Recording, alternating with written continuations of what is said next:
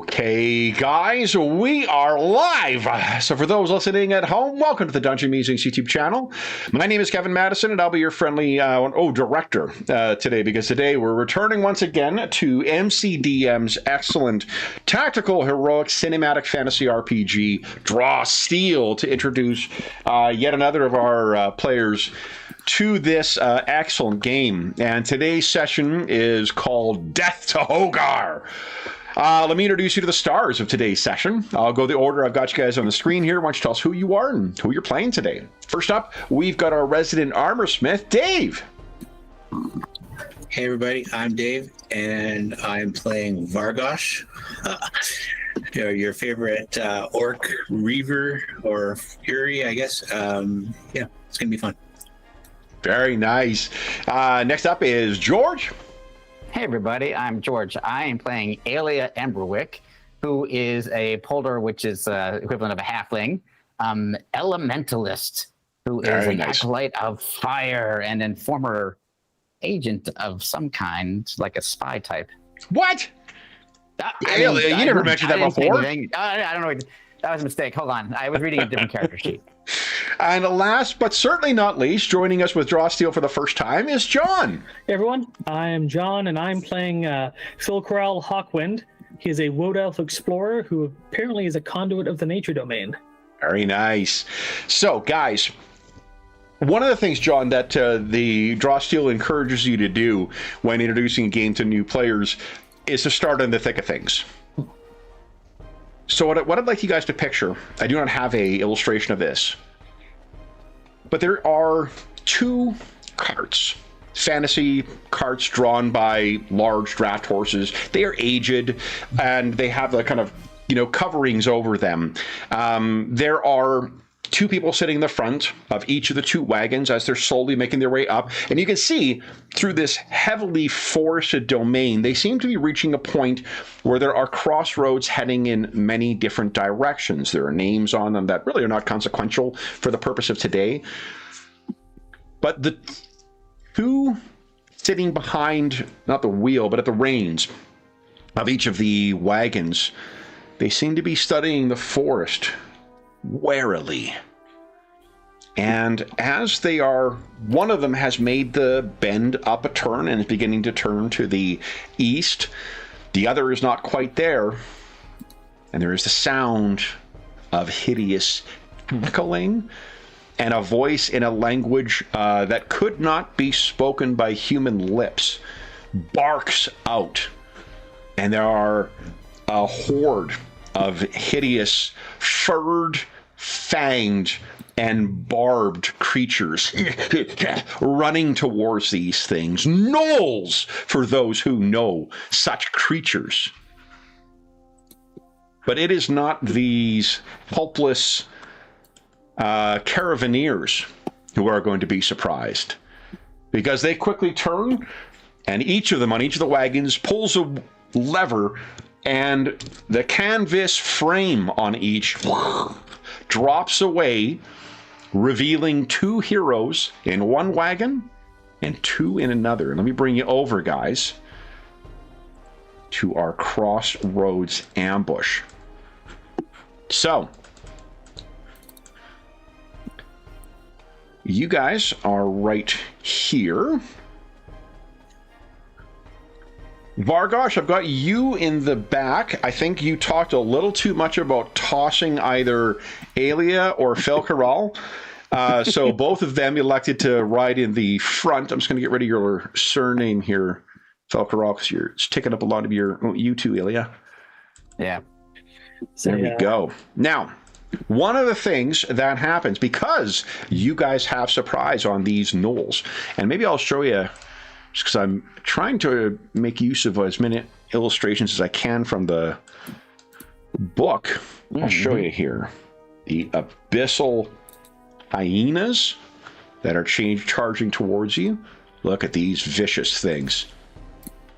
Good puppies, huh? And one of the...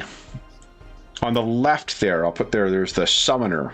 I'll put that down, a name on there so you can tell the difference. The summoner looks very much like... here we go. Like this. Boom. Here, guys.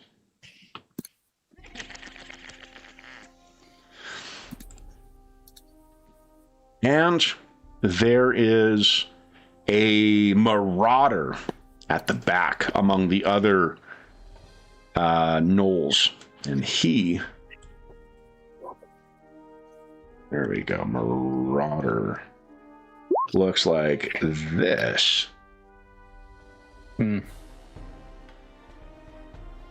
Okay. That hideous flayed flesh on his arms and face. It's good stuff. All right, I'll put a name. Now, the other ones that are marked, John, are because they are minions. They share a pool, and even though they're not together, you don't have to keep them together. When you do damage to a single target, it carries over to the other targets as well. So, now, one thing is because you guys have surprised them, you are going to have an edge on all of your attacks this round. So, start of the round. Awesome. Here's how initiative works in this game. You guys choose one of your characters to go, unless I spend... Oh, guys, I forgot about Malice. We have Malice. Oh. And it's the number of rounds. So round number 1, and the number of players, 3 players, and the number of victories that you guys have achieved. None so far. But which of you guys would like to go first? Is there anybody who would be it would be beneficial for them to go first in particular?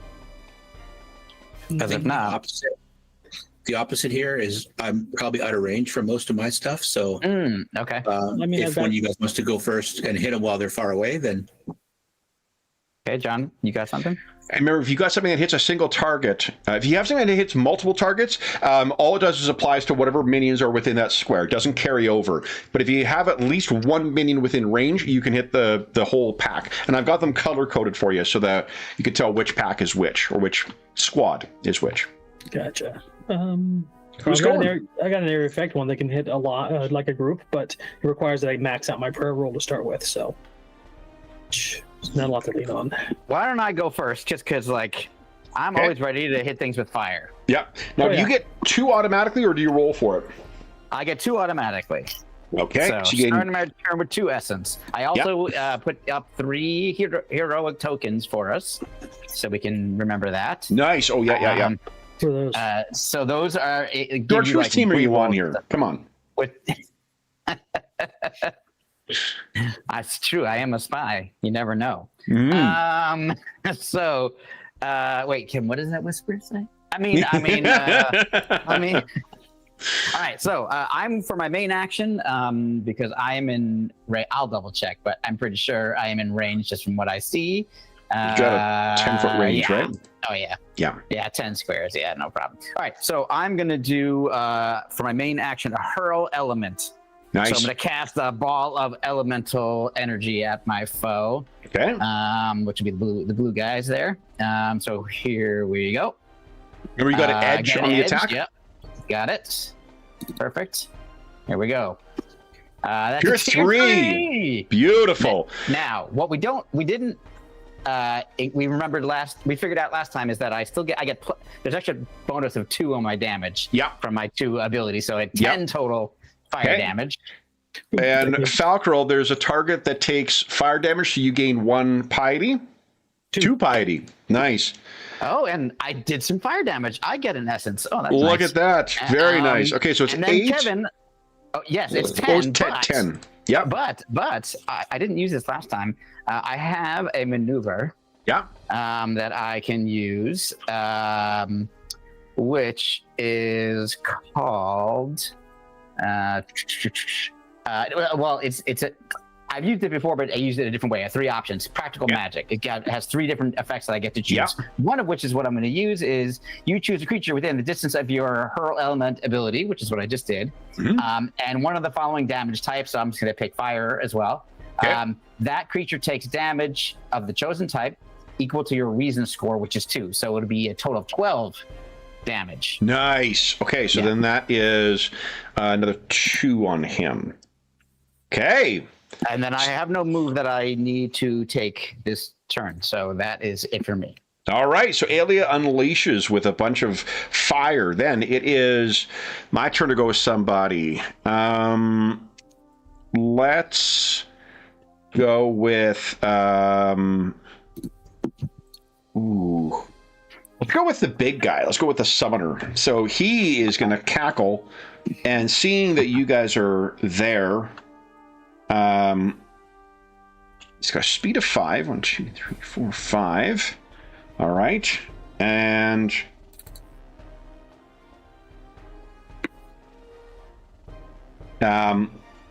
he'll, seeing the two of you, a woad elf and a polder, he throws his head back and he just starts cackling like mad.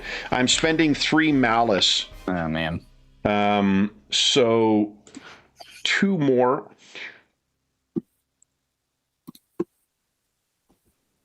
I'll put purple dots on these new ones.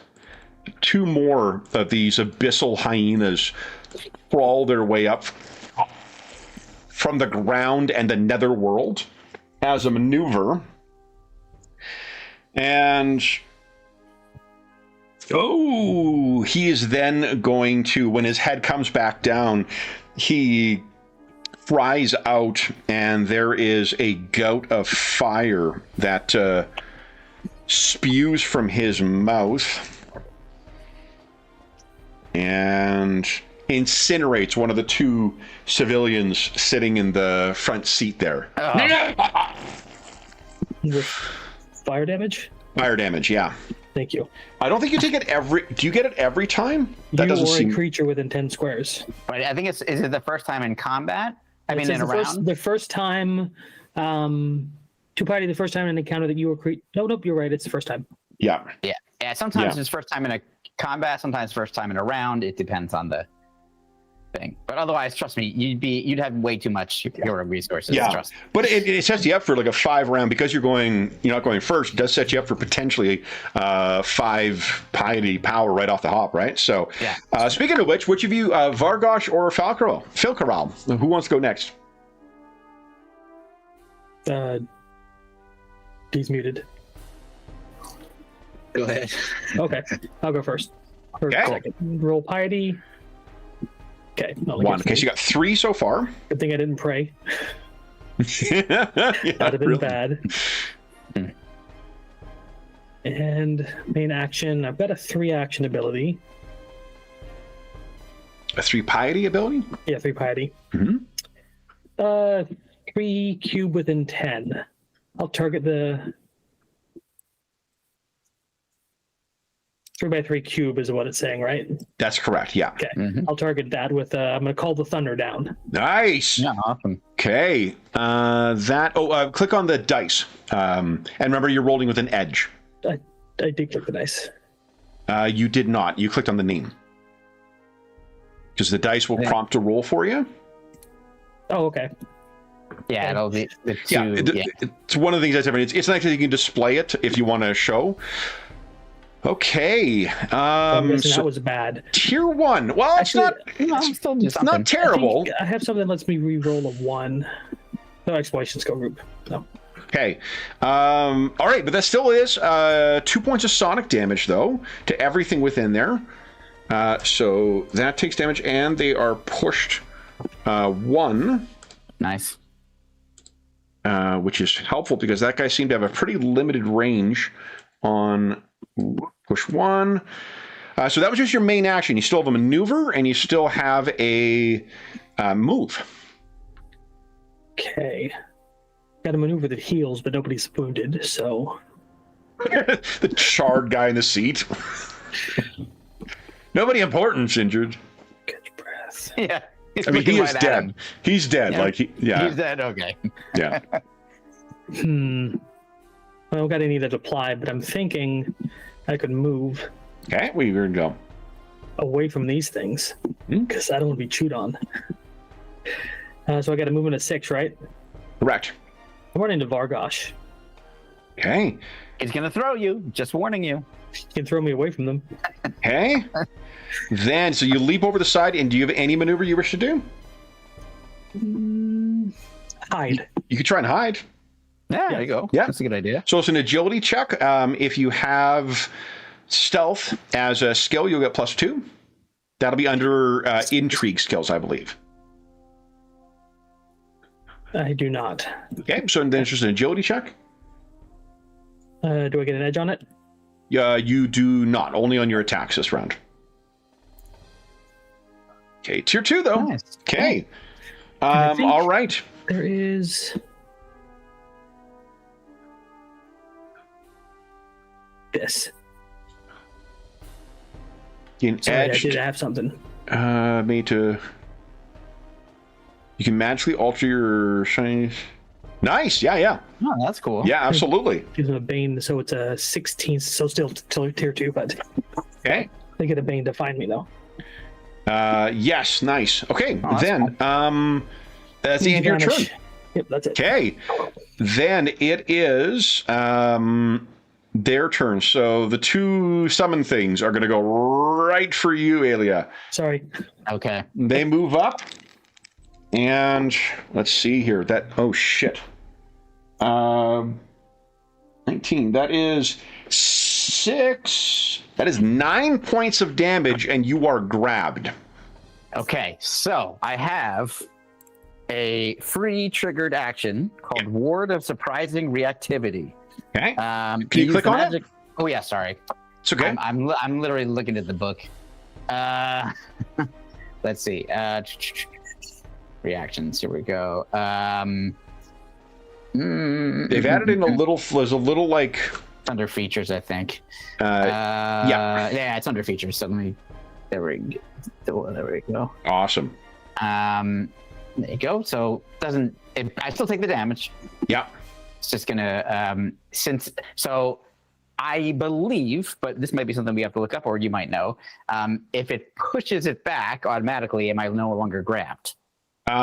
Ooh.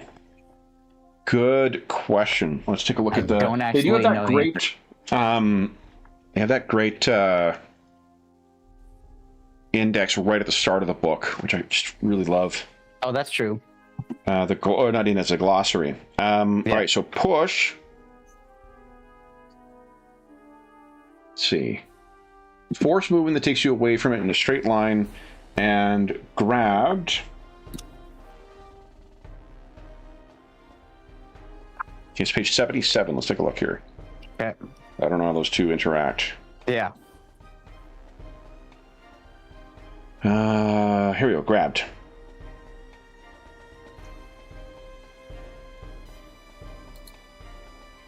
Yeah. If a creature is grabbed by another creature and that creature moves, they bring the grabbed creature with them. If you do trigger that, it'll explode and it'll bring you in that direction. You may also hit a wall. Yeah, I mean, I don't think that I want to have that happen. Okay, so you're... All right, just taking the damage then. All right, Correct. so I've gone then Vargosh.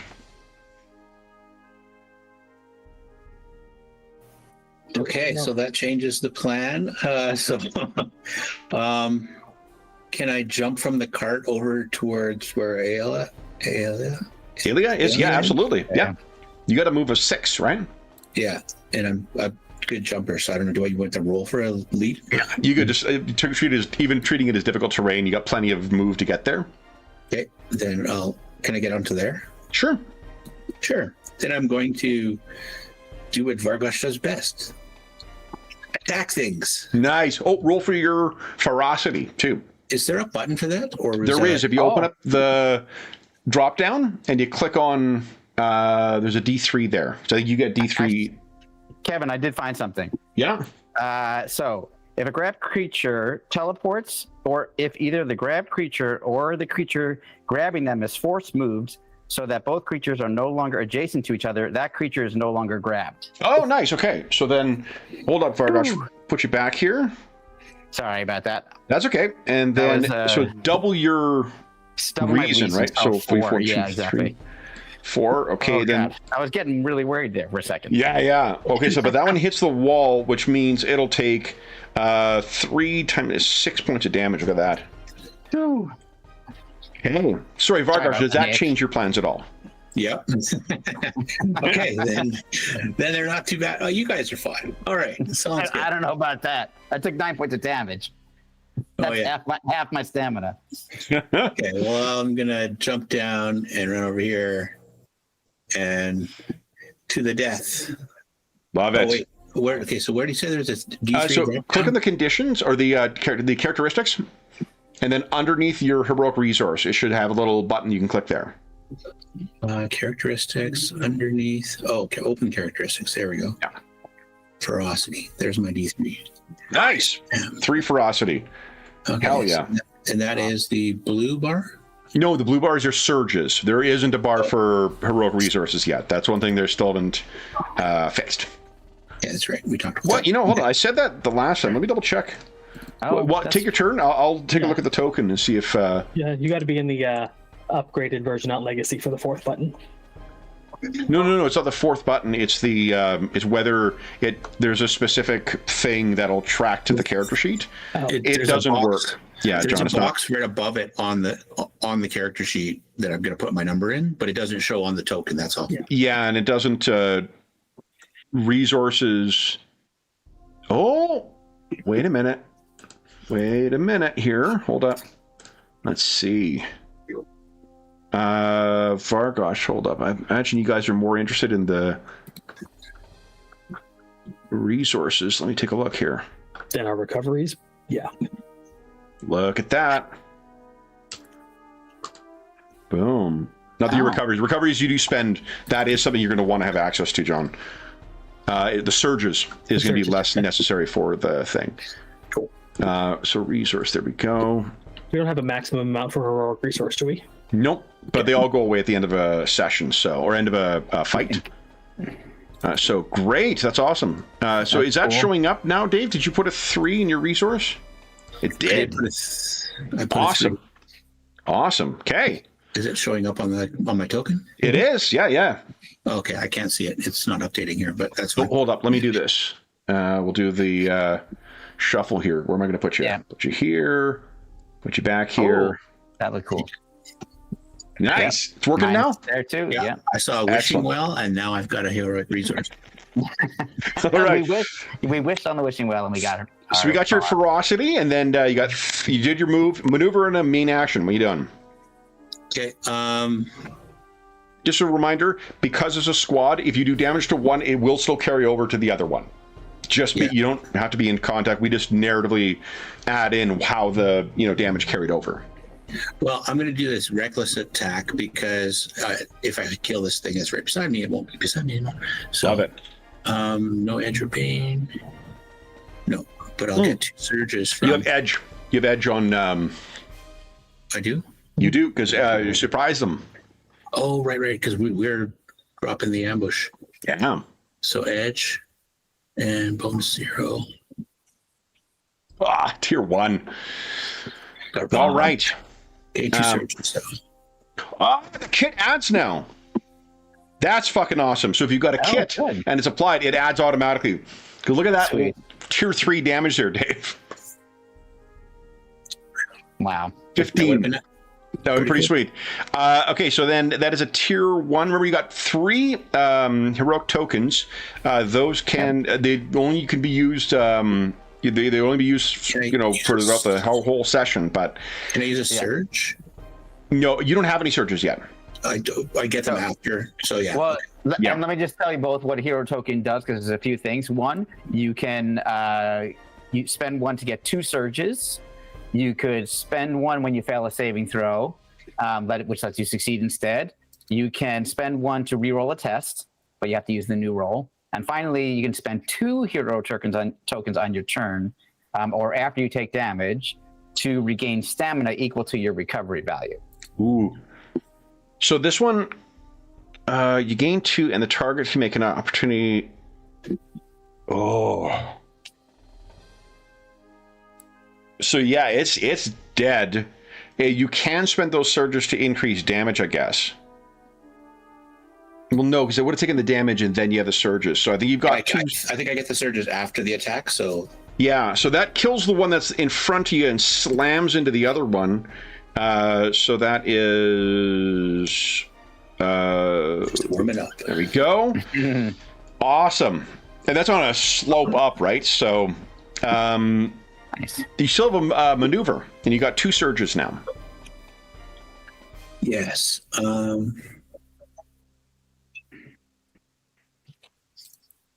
Yeah, I don't have a maneuver that's going to help me with anything, so I'm gonna. I can split my move up as a. Yep. So I will continue to move to here. Okay. Awesome. Myself between these guys and. 1, 2. Should have stayed in the wagon. You can move 1 more square because you got to move a 6, right? Beautiful. Okay. Then it is these abyssal hyenas will come racing for it. Speed of 8. 1, 2, 3. All right, so they all come in on Vargosh. You did invite it. Let's put that one there and that one there. All right, Vargosh. That is 11, 13. You take 13 points of damage from these fucking things. Wow. Then... Okay, but I also gain a ferocity. You do gain 1 ferocity, correct. That's cool. Yeah. Then these ones go racing up and eat the other driver. So no. He's gone now. Okay. And let's see here. The Marauder. Marauder knows there was an elf around here a moment ago. 1, 2, 3, 4, 5. So he's going to come forward and he will use his...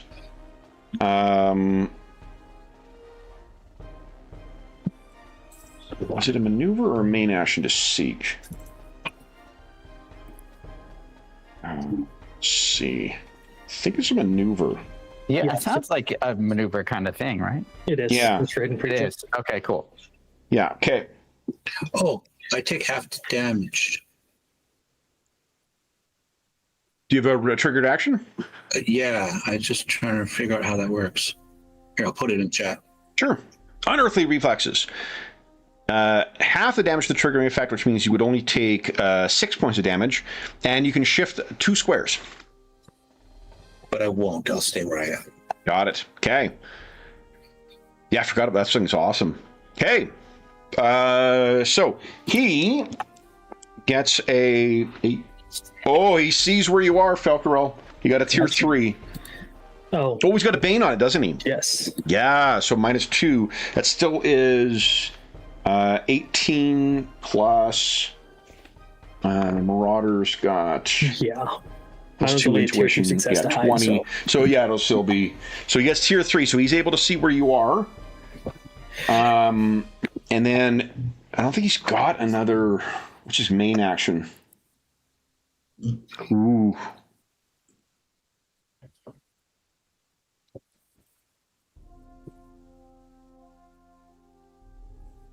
He will uses a main action to cash it in for a move. The main action can be used for a maneuver or a move. And 1, 2, 3, 4, 5. He's racing towards you. Oh. And then those other chumps, the wildings, speed of 7. 1, 2, 3, 4, 5, 6, 7.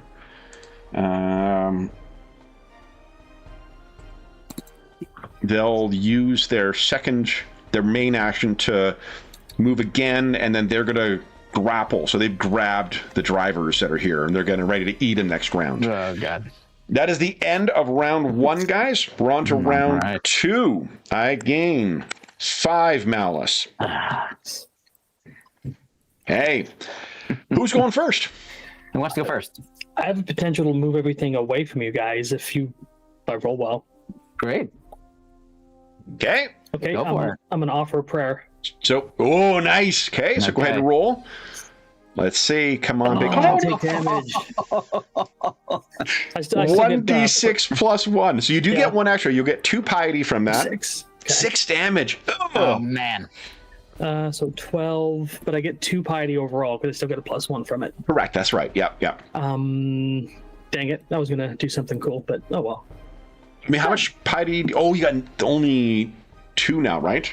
Yeah, because I voted last right. time as well. Okay. So what are you thinking? That was supposed to turn out differently.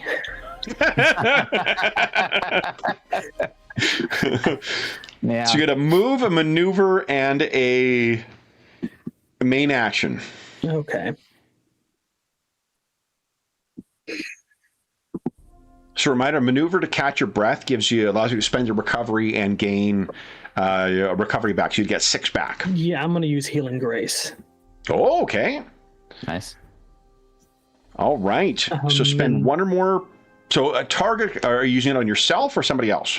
I'm going to use it on Alia Nice. and myself by spending 1 piety.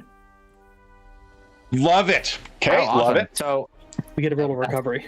So you get a recovery back. all right. So it'll be 6 for you. I think 6 for both of you. You guys both have 18. Okay. Well, that Nice. undoes my hurt. Okay. And then for my main action, Mhm. I mean, I could have run and hide again, but That'll be your maneuver to hide. Oh, you also could spin your main, but better to attack generally. Yeah. See the summoner. Actually, can I get my eyes on this guy up here? Probably, but he's got Poison? cover, so I'll give you a bane on your attack. There's Battletech rules. Remember, here you're looking up at a cliff there. Kevin, are you using it as an excuse to talk about Battletech again? Kind of. A little bit. Okay. Someone was asking, I think we've run Battletech like 1 time on the channel, and someone's like, when are you guys going to get this Battletech campaign going? It takes a little while. There's a few games that we do get to the channel the odd time that really are just you guys putting up with me, more so than players demanding it, and Battletech is definitely one of those. If I run up past these guys messing with the drivers, is that going to trigger an attack from them? As long as you're not adjacent to them. Okay. Oh, you would be, I guess. Yeah, that's what I was looking at. What are the rules for climbing? Climb is a move action, I believe. It's underneath the move. Disengage, advance, ride.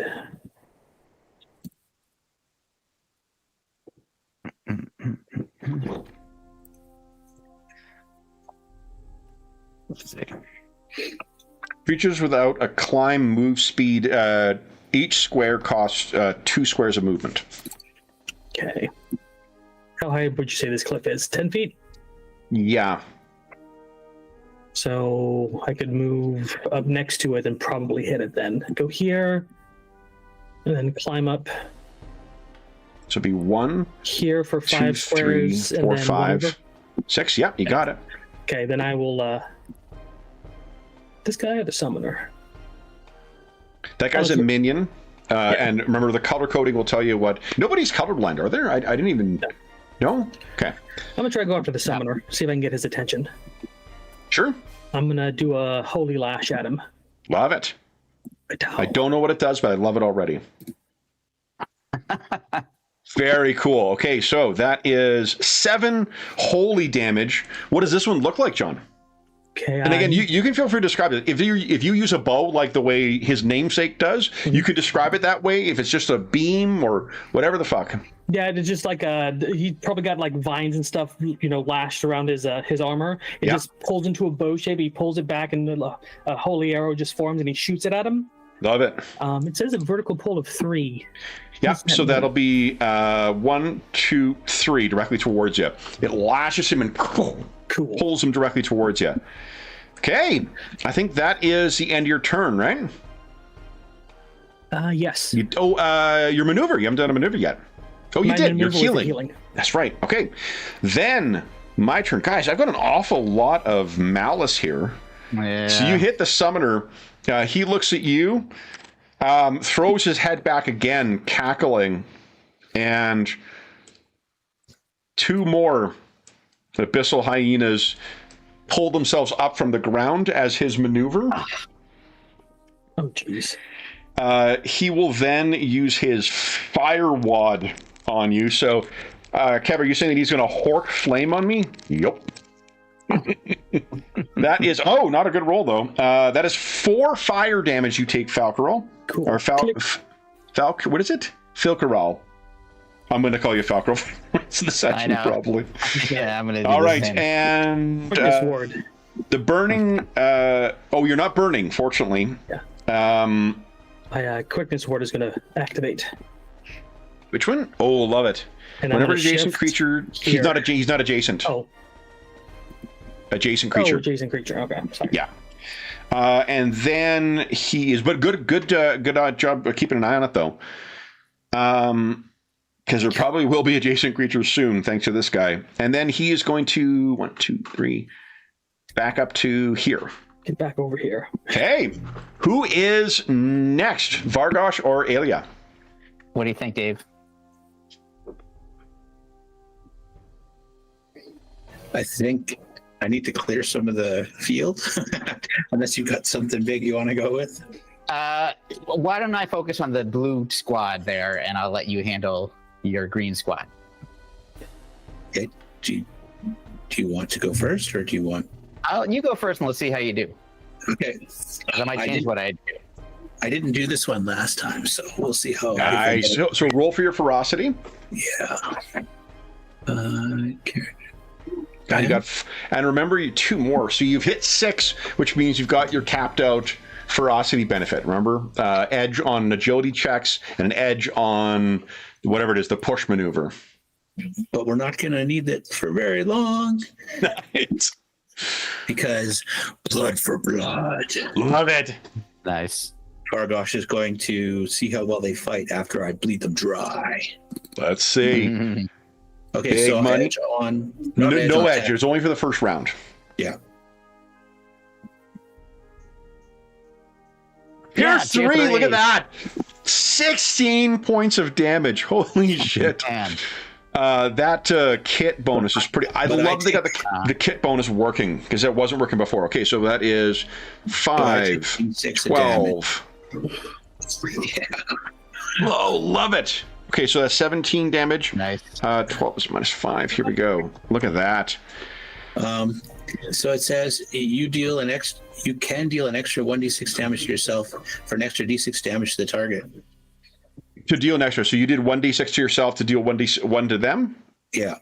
Okay, love it. So I don't know do I roll that somewhere, or just there's not a button for it? Yeah, roll separately. So you did 1d6 to yourself, roll another d6. I've only counted 1, which is precisely what Roll20 intended.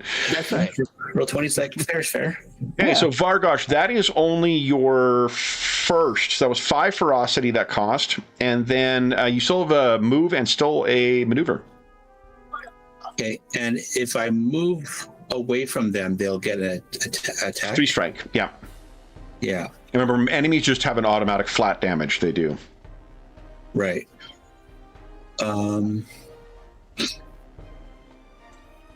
Still, I'm going to move up. That's 2 of them, right?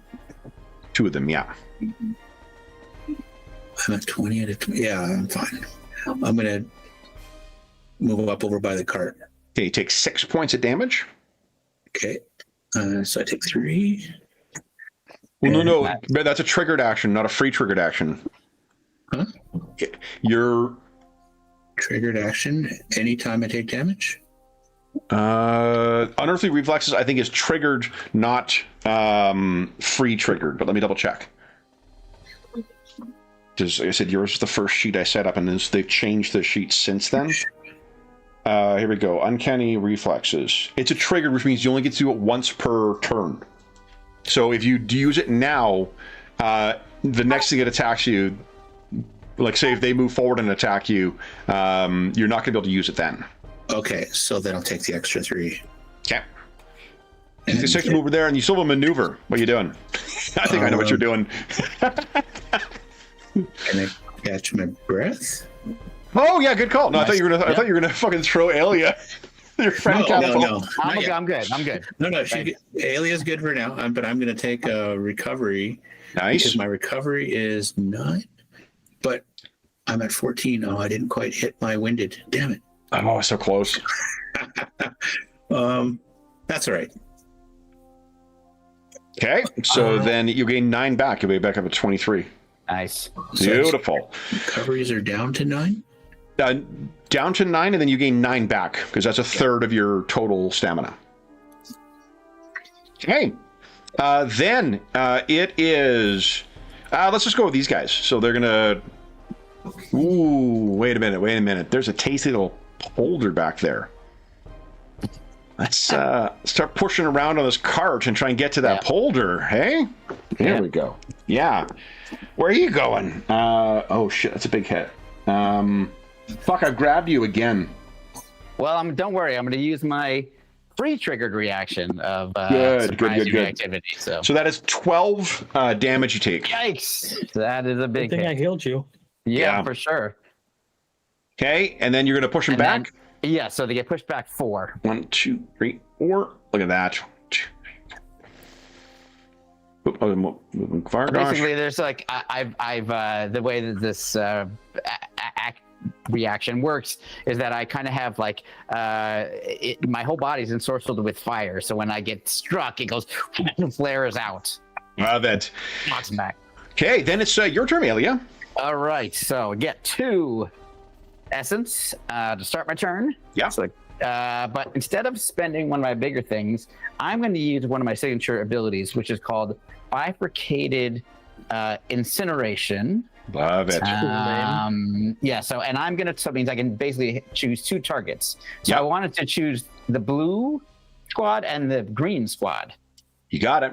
Okay, cool. Here it comes. No edges and no bonuses. There we go. Tier 3. Tier 3. Beautiful. That's, it's 8 fire damage, right? 8 fire damage, yes. And I'm not going to do the added this time because I need to spend my maneuver this time to catch my breath. You got it. Okay, so 6 back for you. You fucking incinerate the 2 that are there and incinerate that one, and it's 8 points of damage, right? Correct. Okay, let's double check how much that was. Look at that. And then this is a good time. Also, both those of you for Alia, you did fire damage, so you gain 1. Oh yes, I get 1 more essence as well. Yep. I want I'll to check the errata too, John, just to make sure that if they changed how often you get your. I've been rolling like crap for piety, so you know. Let's see here. And just while you're doing that, Kevin, if you guys don't mind, I wouldn't mind spending a hero token to get. Oh no, it's 2. Forget that. Okay, no, I'm going to do that. So. They do a bunch of different things, but I have to spend 2 of them. I don't want to do that. So to gain a recovery, you mean? Yeah. So I you can spend that at any time, right? I don't think it's an action, so. That's true. So I'm just gonna move then. Yeah. 1. Well, I'm gonna move. I'm actually just moving a little bit so I can be next to Vargosh. Hey. Right there, and I'm done. Excellent. Okay.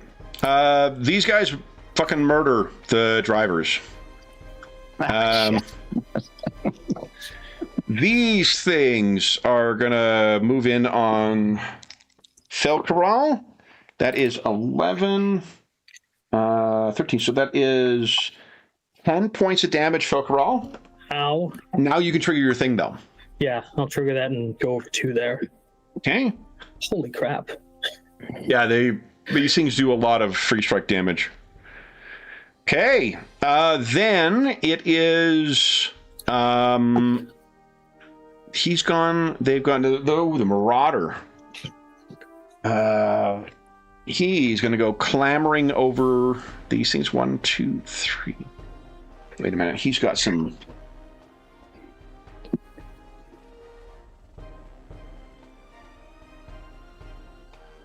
I'm going to spend 3 malice, which is all my malice right now.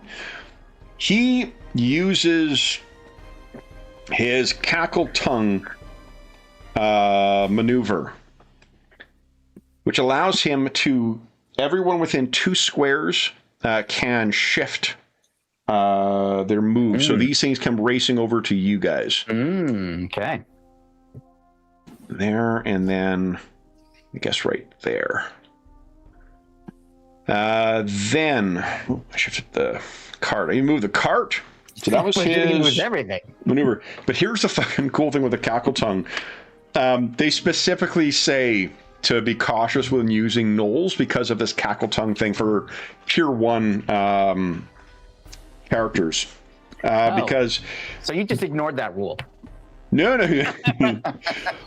What the cackle tongue thing does is if any target hasn't used their own cackle tongue maneuver on this turn, they can use it immediately at no cost. Oh my god, that's amazing. So the Abyssal Summoner has a cackle tongue maneuver as well.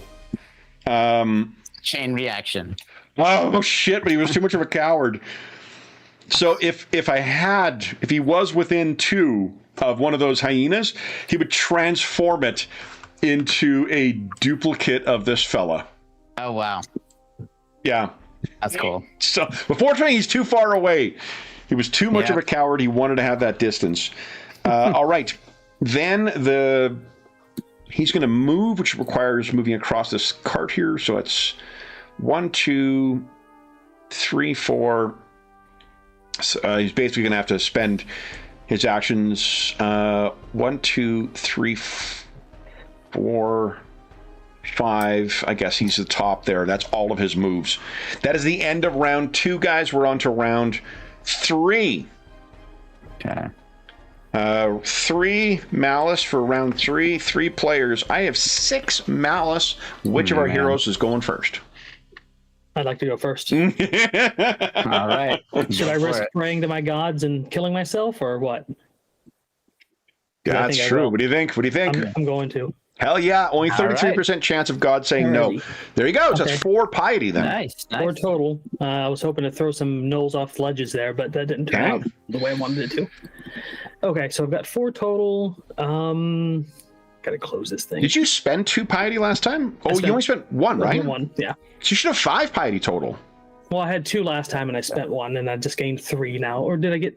You get 4, because it's isn't it +2 when you roll a 2? I think it's +2 when you roll a 2, and it's plus... No, it's only 1 + 1. Oh, okay. It's like, because I get 1, but if I roll a 1, I get 1 and take damage. A 2 is I just get an additional 1. It's 2 plus the other thing. Sorry, okay. Yeah. All right, then John already knows his character better than I do. I'm really not surprised at all. We are in bad shape. Still within range for my healing thing, so I'm going to activate that as my maneuver. Love it. Okay. And I got piety to burn, so we're going to do that. So maneuver, healing grace, spend. I can affect an additional ally, and then I can spend for additional recovery. So I'm going to affect myself and him, and we can both spend 2 if I burn all of my piety, I think. We can both spend 2 recoveries? 1 to target you. Well, 3 to target you, 1 to target me. 2 piety. Yeah, we can spend... So you'd have 2 piety left there, Falcaro. Okay. Falcaro. Okay. But yeah, you can spend 2, so you gain 12 back. Yeah, that's amazing. And we reduce recovery by 2 as well. I'm only going to spend 1 because I'm only going to spend 1. I won't even go into why, but it's close enough. Okay. So, thank you, though. That's amazing. Mm-hmm. And so I got to minimize these things. Maneuvering this is challenging. You've got a maneuver, a move, and a main action still. Yep.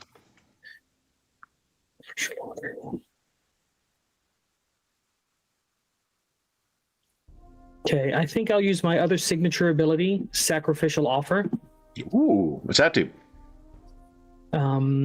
It does damage. I'm targeting the summoner. Why don't you click on it? You can click on it to display it, or you can click on the dice to use it.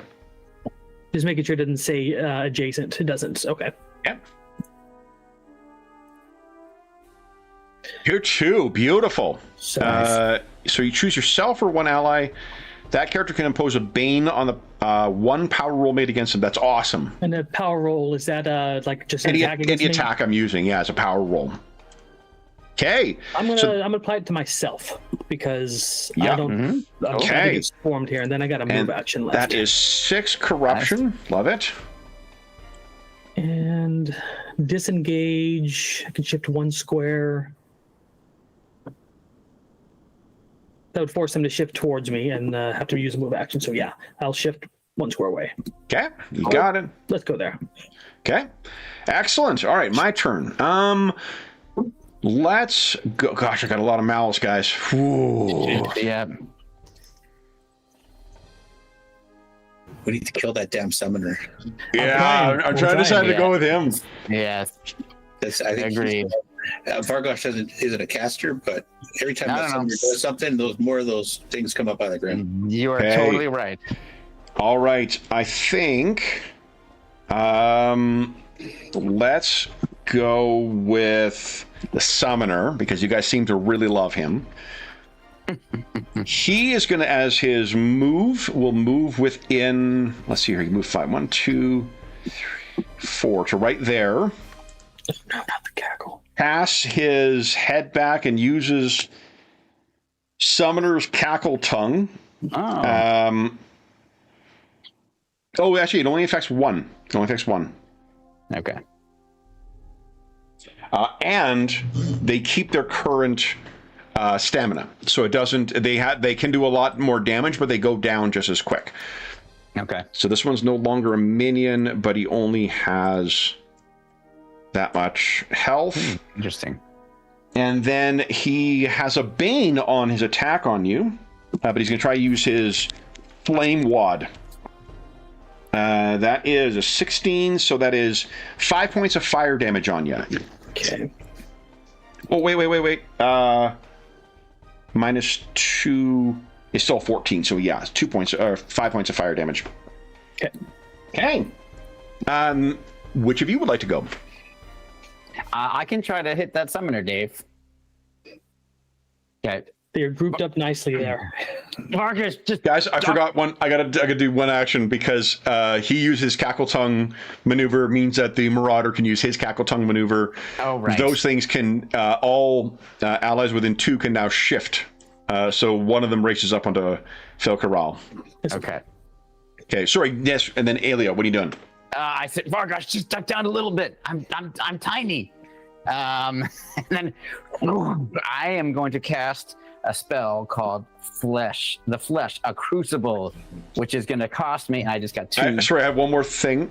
Yep. Because there's a Marauder that's been summoned as well now, it also gets to use its Cackle Tongue because it hasn't used it this round. Oh man. So the other one, yeah. Yep, so they all get to shift. And I'm going to try and get some distance from the others. That's still within 10. Still in range, love it. Oh my god. All right, now I gotta check something. Just think how satisfying it's going to be when they all die. Are you talking about the players or the... All right.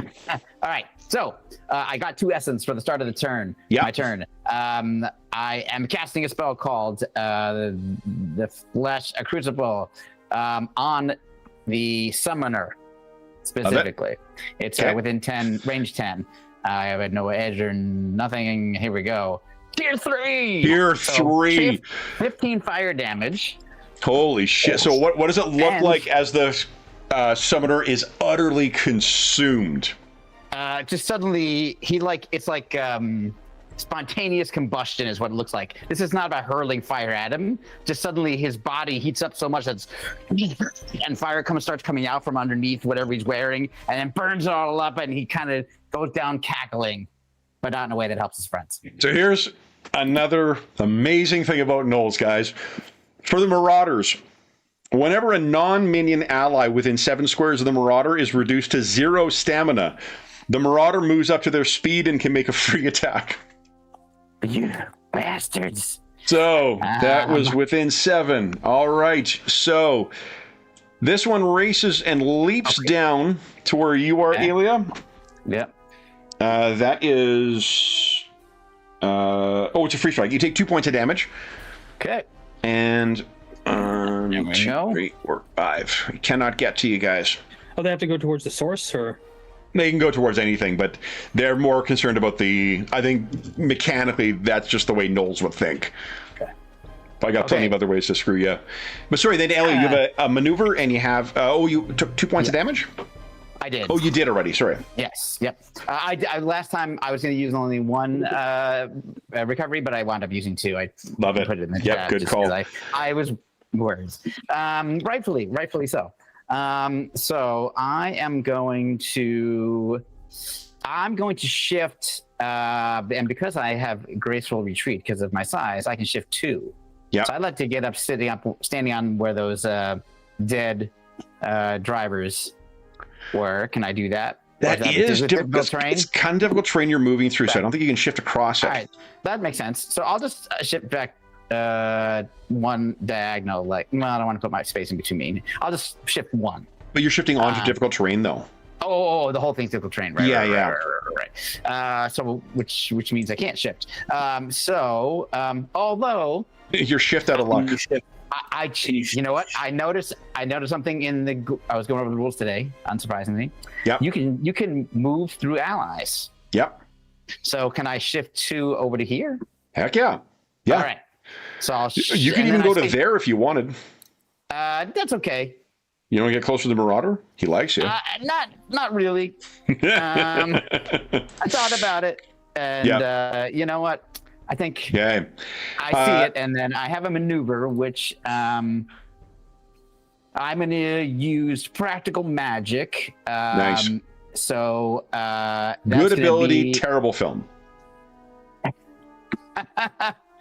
That is fair statement. So I'm going to attack this Marauder here with a little bit of fire. So it just takes 2 points of fire damage with my maneuver. Okay. That's it. That's everything I can do.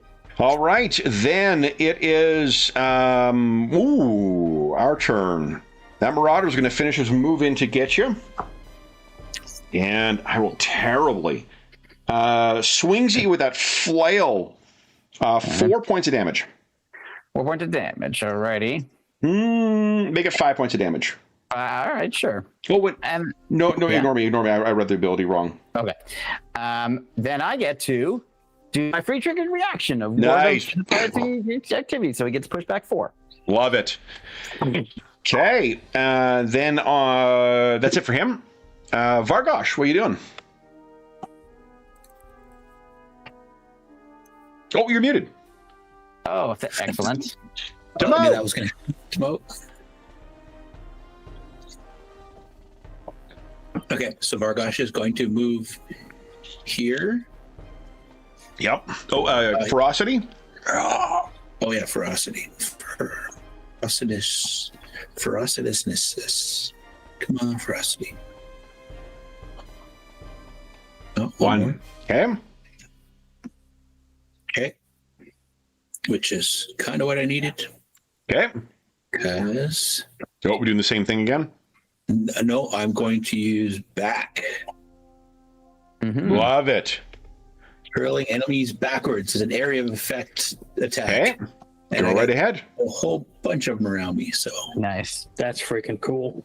I hit the wrong guy. I should use the dice. Sorry. No, you were showing us how cool this ability is. Yeah, it is very cool. You're right, Dave. But it's also going to tell you the exact same Tier 3! Oh my god! 15 damage. Holy shit. So John, each depending on what the kit is how they model what gear you've got. Certain classes can wear shit. Vargosh has Panther, which is like one big ass fucking weapon. It not only gives you an ability, but also modifies the damage you do. It all puts it on the tier 3. So when you do tier 3, you get a bunch of extra damage. So look at this. I noticed that big jump. Whack, whack, and whack. Now, you have, I believe, 2 surges. You could spend those to do 4 extra damage. You know what, Kev? That's a great idea. I like it too. At 1. I'm not dead yet, so he says. Okay. You still have a maneuver, and you still have a move. Yeah.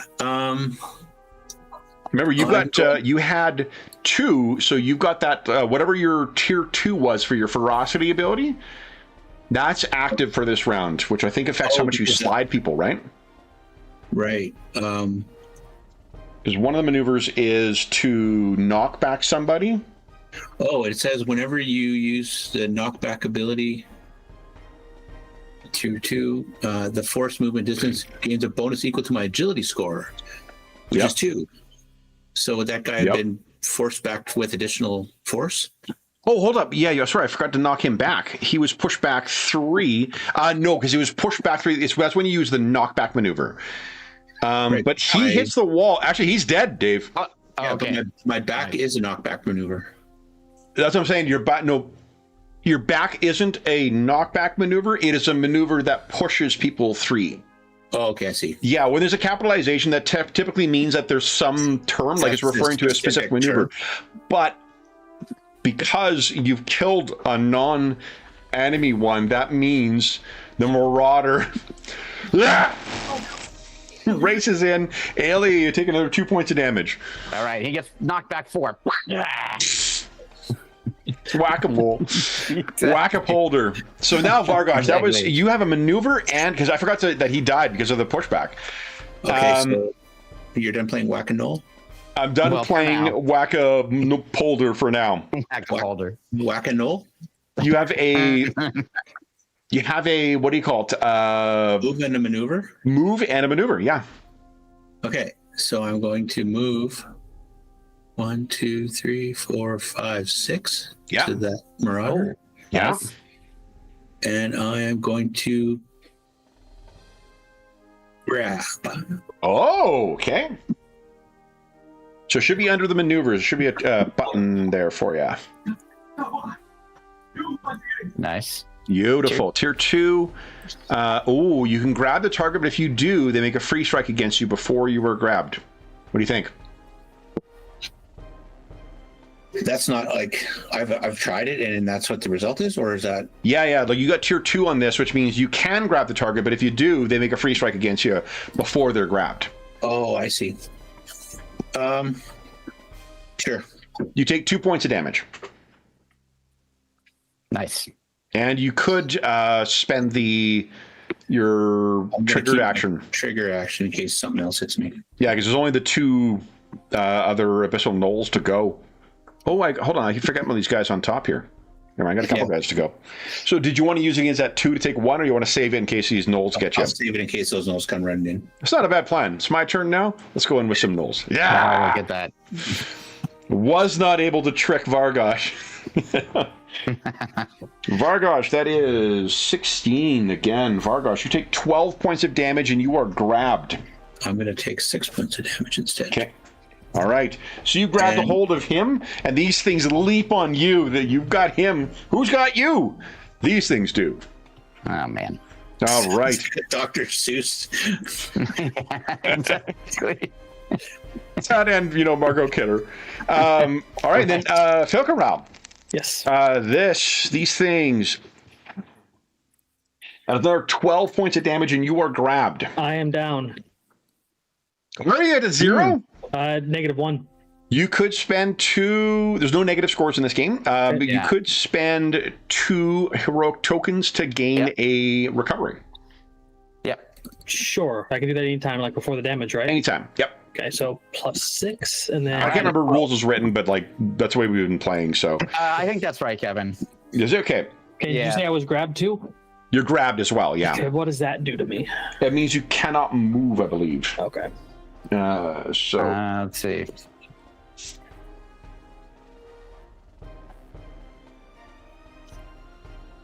I can't remember if it was Dave's character or Andrew's character. They got to enjoy the perpetual grab that comes with fighting zombies.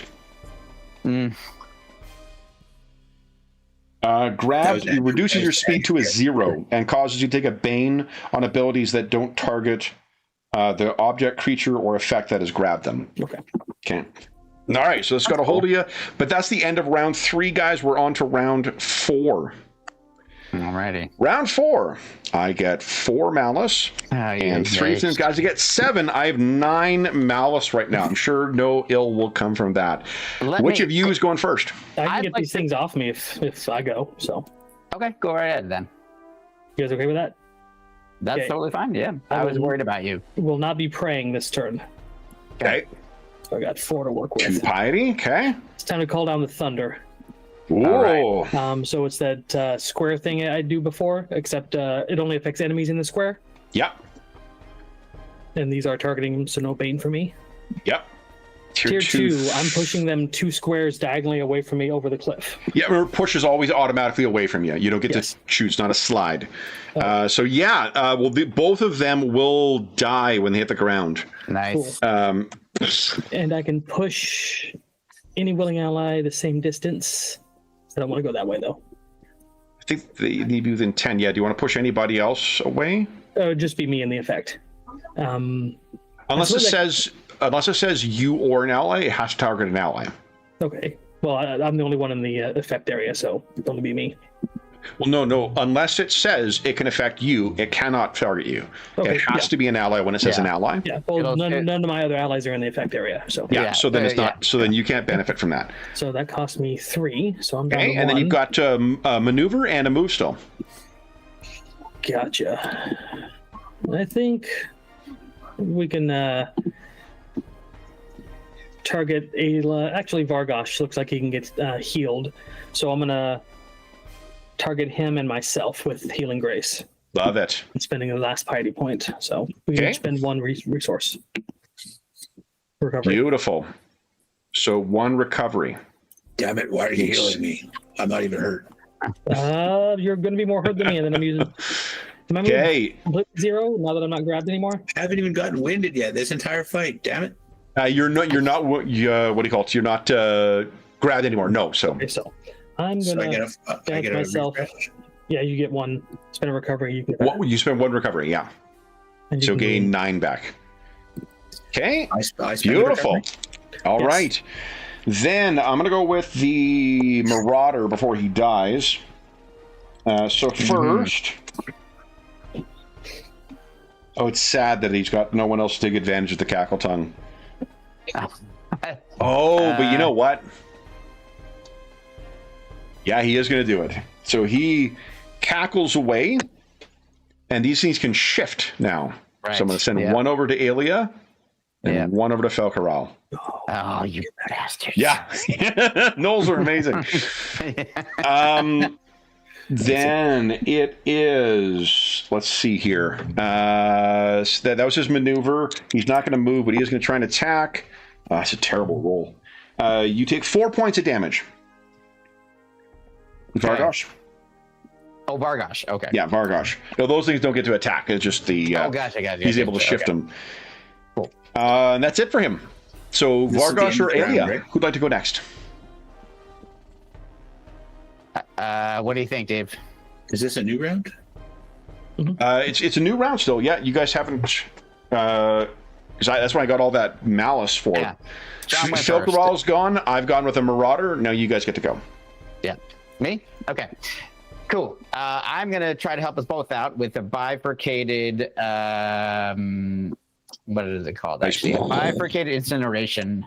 Love it. Here we go. So I'm targeting the 2 enemies that are left: the squad and the Marauder. Okay. Tier 1. Okay. I am going to use a maneuver, a practical magic, to add 2 to that. Okay, so that would be. So that'll make it 6 fire damage total. You know what you can do? It's only to fire damage though. I was gonna say you can add a kit, but it's only fire damage, so it's situational. Yeah. Yeah. Okay, so first off, that will do 6 damage in total, right? Correct. Okay, so scorch through the 1 and bring that down. And sorry, did you say you're doing extra damage as well? That included the extra damage. So I rolled 2 fire damage. I get +2 for my 2 abilities, and then I used my practical magic maneuver to give me an extra 2. So that was the 6 because I only. Okay, you still haven't. And then I am going to shift 2 as part of my graceful retreat. Yep. Back to there. Love it. Actually, yeah, I'll split up like that. All right, that's as good as I could do. Okay, and then it is this thing's turn. It still was promised Polder, so it is going to attack. That is 17, jeez. 6 points of damage and you're grabbed. Okay. Well. So actually, I see a wheel in the way there. So you smash this thing, and it goes broken and pinwheels around past the cartwheel. Nice. Okay, then it is Vargosh's turn.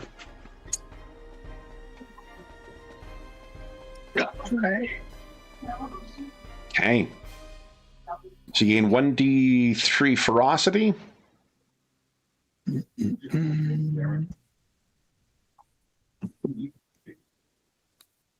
Nice. Okay. 2 ferocity.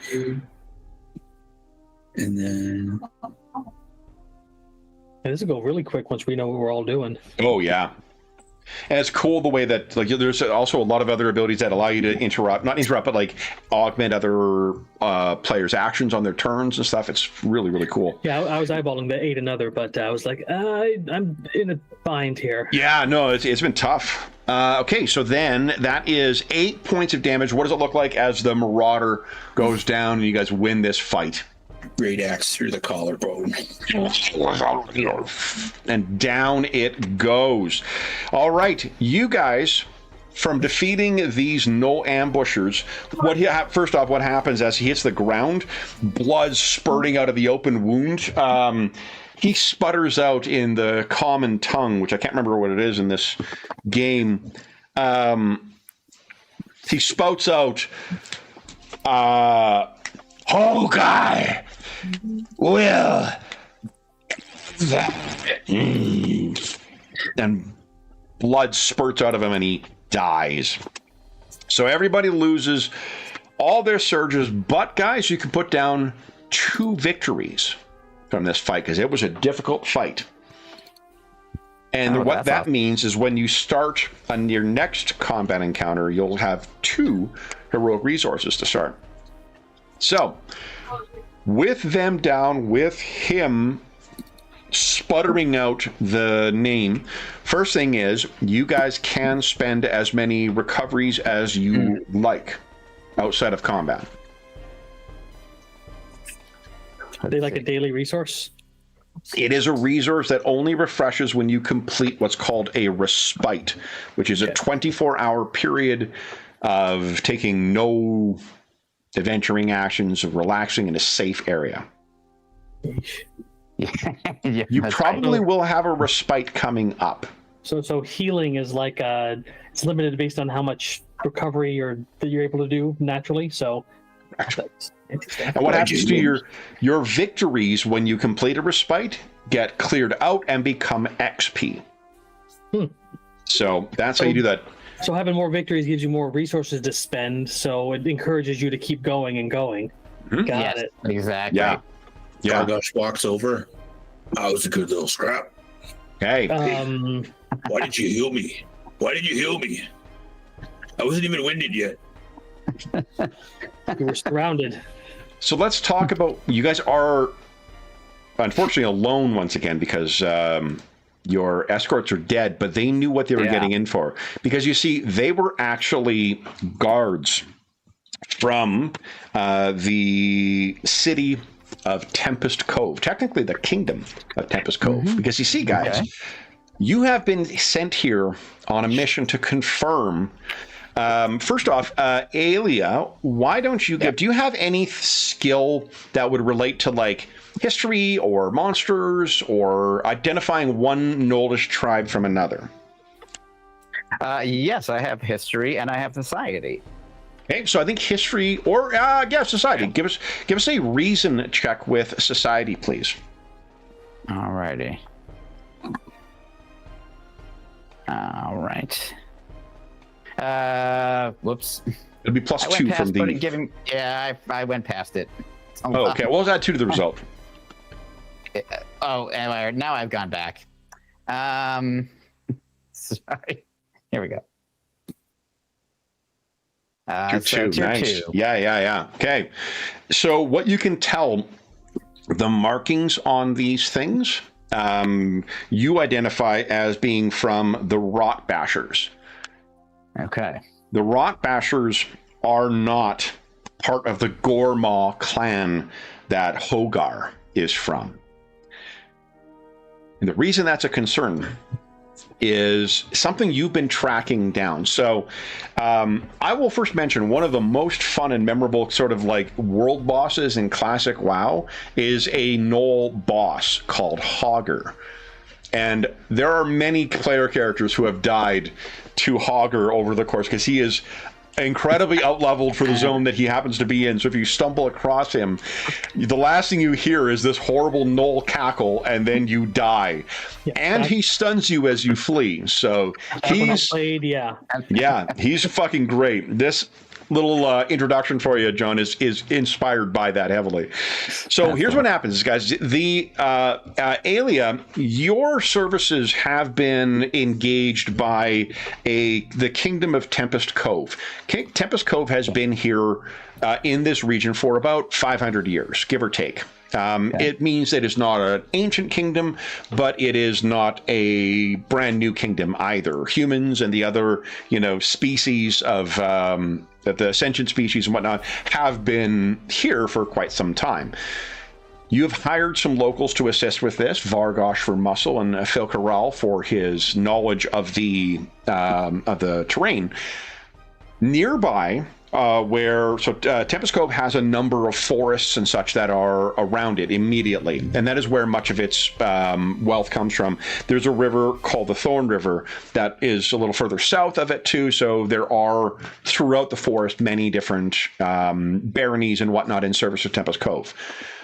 Nearby, there is a region known as the Westerlands, and the Westerlands are a sprawling kind of like plains area, and through some effort on the part of hardy kind of pioneers, many folks have managed to turn that prairie land into arable land and have built farms and stuff out there, which is it is kind of the breadbasket for Tempest Cove and has allowed it to develop and expand. The trouble is that the humans and the other allied species to the Kingdom of Tempest Cove were not the first ones here, and there were many packs of gnolls that lived in the Westerlands. And while they're always a problem, they don't tend to get along. So there's not really, it's a manageable problem. You can send rangers out there and you can keep the numbers down. You keep a garrison out in the Westerlands, not a problem. Unless some charismatic gnoll starts organizing them. Right. And that is the problem with HOHGARR Gormaw. Okay. On the plains, typically, like many other sort of nomadic plains folks, the gnolls usually need to just bed down for the winter, which means as long as you're willing to travel in the winter or use magic to do so, you should be able to track them down. What you learned, Aelia, is that HOHGARR has moved his way into the forests of Tempest Cove, and particularly down into a region called the Green Ridge Forest, in which there is a valley that leads down eventually to the shores of the Thorn River. That is a problem because within there is the barony of Wolfbrook. Wolfbrook, around 200 years ago, was struck by a plague of some kind, and the barony itself, every adjoining community dies. There are rumors as to whether it was necromantic magic, whether it was something that was unearthed, whether it was something that they had done to them. It's unclear, but that place has been avoided for 200 years. Oh. With the exception of a couple of things. There is still a landing there. There is a place called Thorn River Landing, but only the boldest or most desperate individuals will stop there. Most folks moving up and down the Thorn River will happily avoid this because they say it is cursed. It's also said that there is one last resident, a priest of the light named Father Nisus, who resides at a place called Red Rock Tower. on the far shores, not far off from, or not the shores, the far bank, not far from there. It said that he keeps a lone refuge and has lo these 200 years, though that must be nonsense because all records show that he was a human. Let's see if anyone has looked into this in any further detail. Why don't you guys give us a skill check using reason? If you think there is a skill you have that would apply to what you may have learned about the Green Ridge Forest Valley and Wolfbrook itself, let us know what skill you're using, and go ahead and make your roll. I have a question for you, Kevin. Of course. One of the things about my complication, which, by the way, I love the complications, is that I'm a loner. So the benefit of it, this almost came up, my drawback almost came up during that combat because if an ally drops to 0 stamina, I am taunted by the creature that brought him down to 0. So oh my God. I have to attack that creature. It's awesome. It's pretty awesome. But the benefit is that I get to, for every respite, I get to choose a skill I don't have until my next respite. Would I have had time to absolutely choose okay, so let me just look at what the options are, something else that might be that I would have thought would have been helpful. Yeah, those are almost on 2 different pages too, right? Yeah. It is it's not starting under them. page 255. 255, okay. 255, 256. All right. I've had to look at it many times for making these characters. Okay. All right. Thank you. If you don't have a skill, you can still try. You can just give us a reason check, Vargosh and Phil Corral. That's true too. Do you think you've got a skill there, Phil Corral or Vargosh? I've already rolled. I don't have one. Oh, you don't have one. Okay. So tier 1, nothing as of yet. What about you, Vargosh?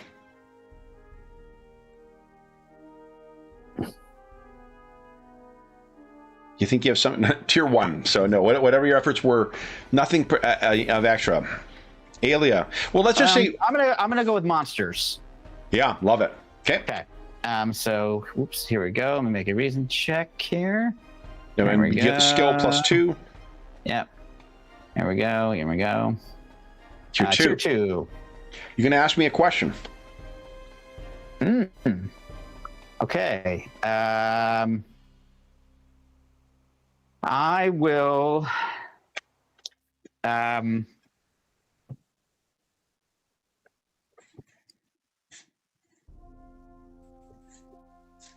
Do I know if there were any monsters? So after this plague decimated, I mean, not even decimated, wiped out this entire barony region. of Wolfbrook.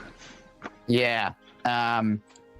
Do I know if so other than the one human, well, maybe human, who knows what he is because he's 200 years old, potentially. Other than that one last resident, was there any news, Father Nissus, thank you. Was there any news of other monsters that then took over the now abandoned area?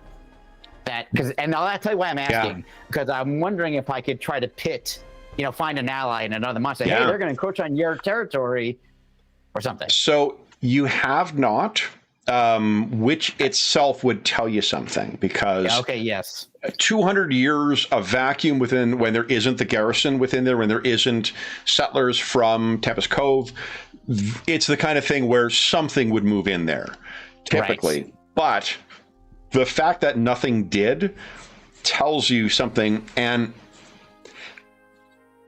that leads us to the next decision you guys are going to have to make. So now you have confirmed there are definitely 2, you guys are currently in a region called the Whitehall Woods, which is basically quite close to where the entrance to the valley is.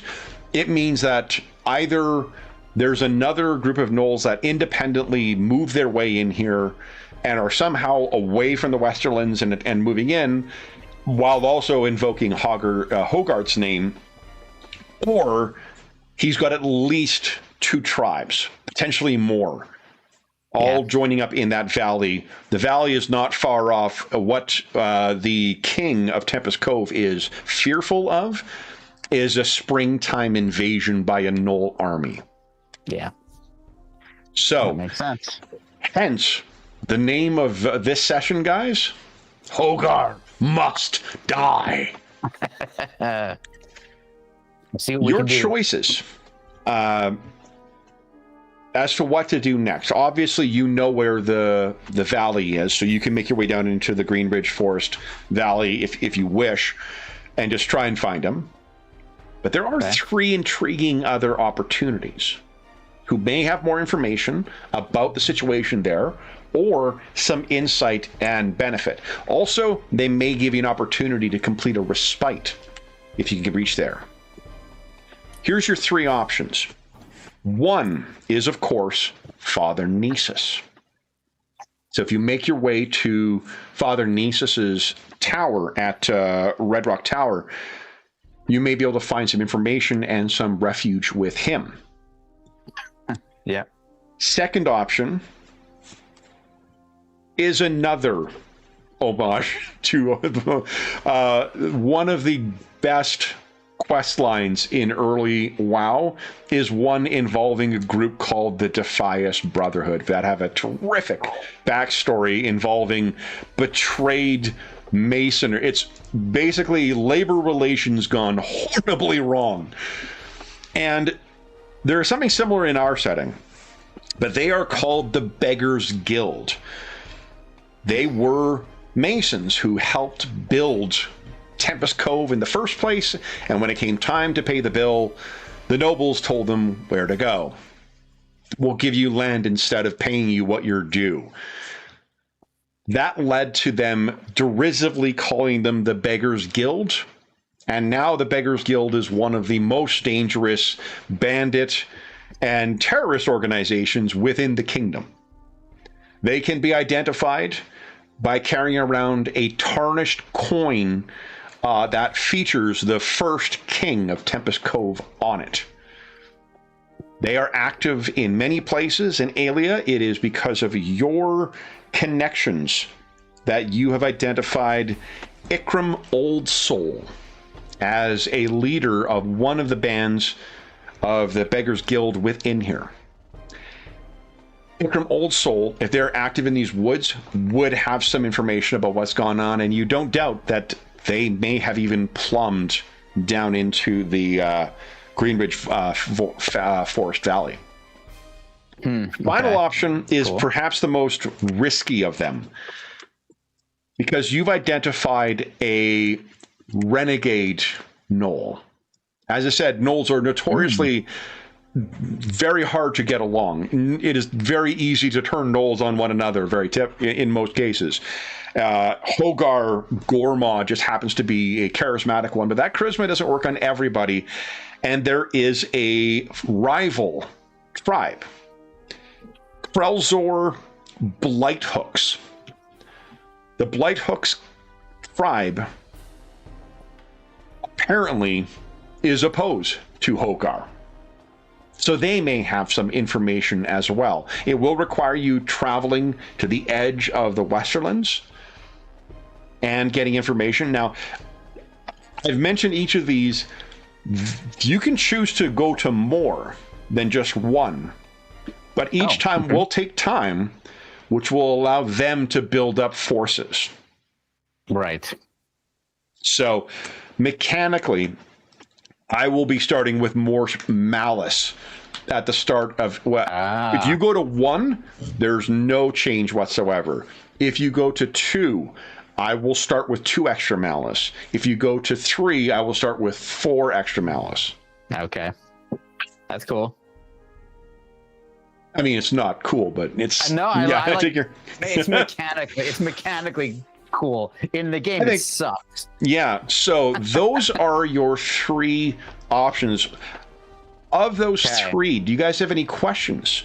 Vargosh, Aelia, or Phil Corral? You guys have any questions? Not so far. Each of those may have different information. Yeah. And each of them will involve us indulging in a negotiation, a mechanic that George has seen once in our games. Dave has not seen yet. And John, of course, since your first time playing, you haven't seen it.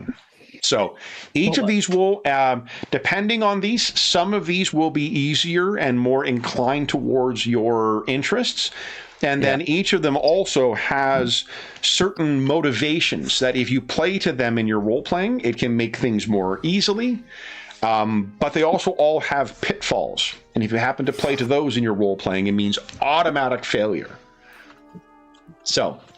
You mean the Knolls are fans of being a famous gladiator? Come on. And that's where your renown actually comes in, Dave, is that where, depending on who you're meeting with, you may have a chance to get a benefit from it because of your renown. Might not work so well in the Father, but maybe the Beggars Guild like gladiators.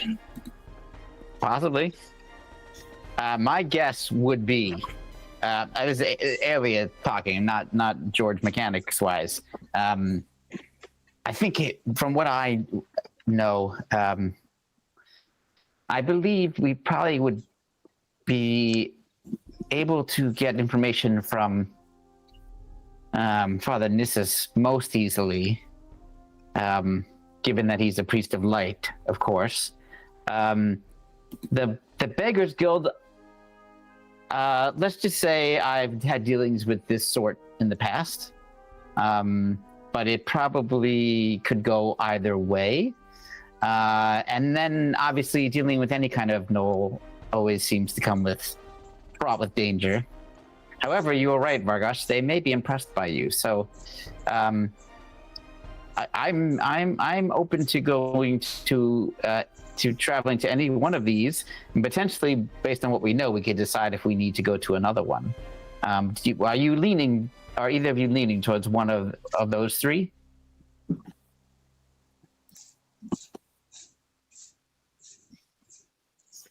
I guess one thing to consider too is what kind of information do you wish to secure from them?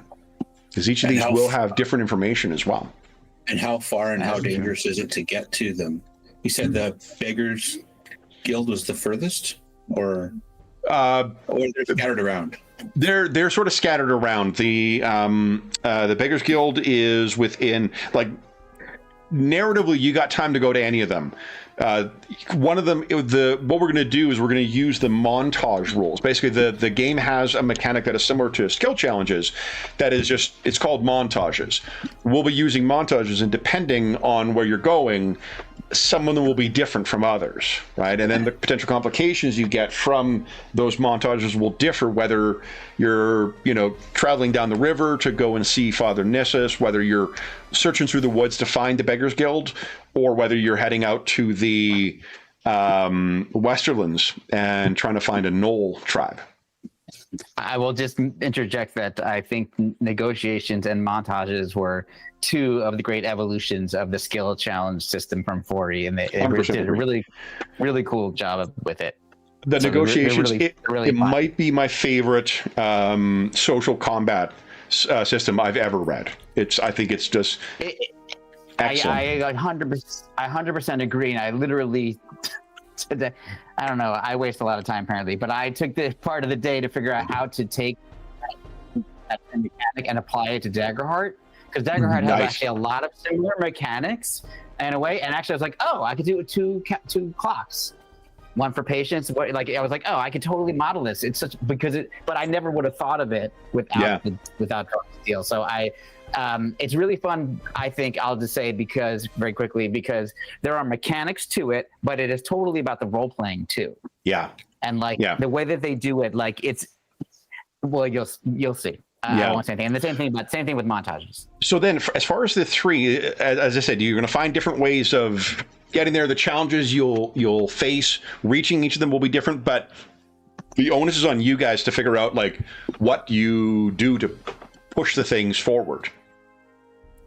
I would say my guess is that from the Blighthook Knolls, we probably get some information about maybe his numbers, how many clans he's put together, HOHGARR, whatever they may have heard from other Knolls who have been approached by him, or etc.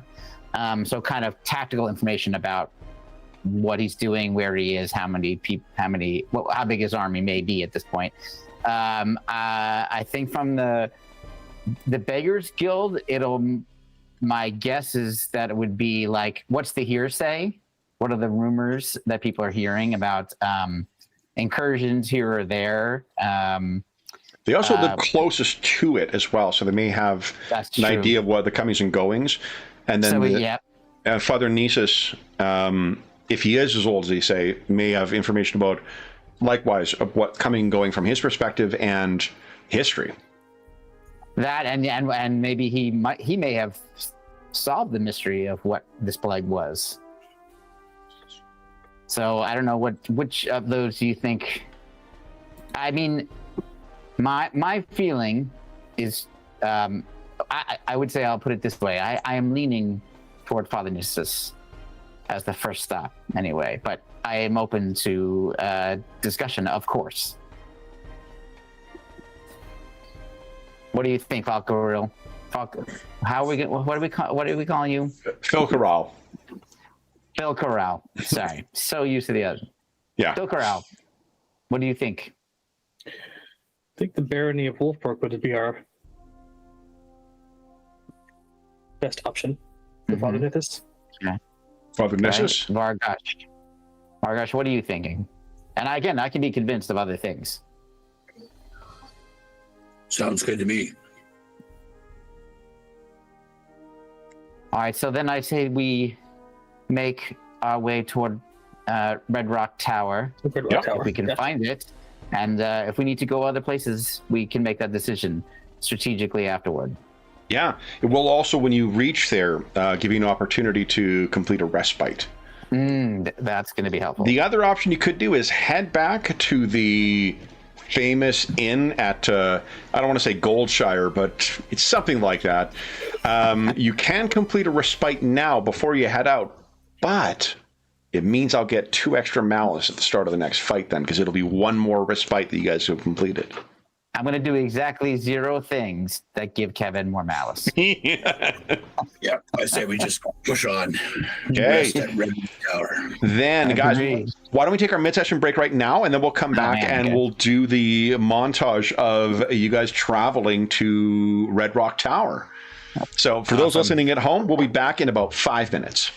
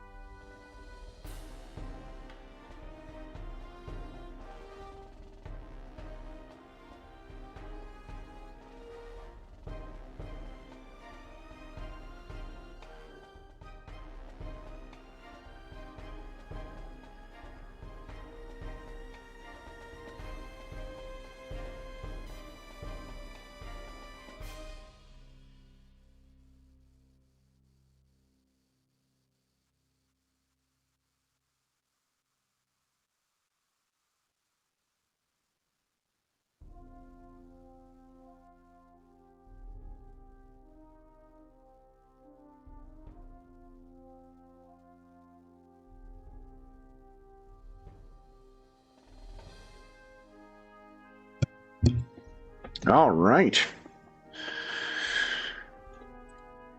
So the way the montages work, John, is they're only 2 rounds. And then you basically try and, for this one, it's going to be 3 successes and 3 failures is the maximum for each. The way that skill challenges work in this is the difficulty doesn't modify your roll, but it gives you different outcomes within the 3 tiers.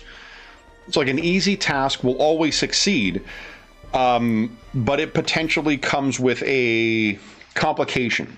Whereas a hard test, it's very hard to get if not impossible, to get a clear success without some kind of complication. So, it's a pretty good model. Yeah, it's really nice. Like the whole 3-tier thing it's something, something changes about the circumstances with the result of every dice roll. Like there's never a wasted roll in here. You may notice that like every single one of your outcomes does some damage in combat, right? Yeah. Because the idea is that everything, every round something is changing.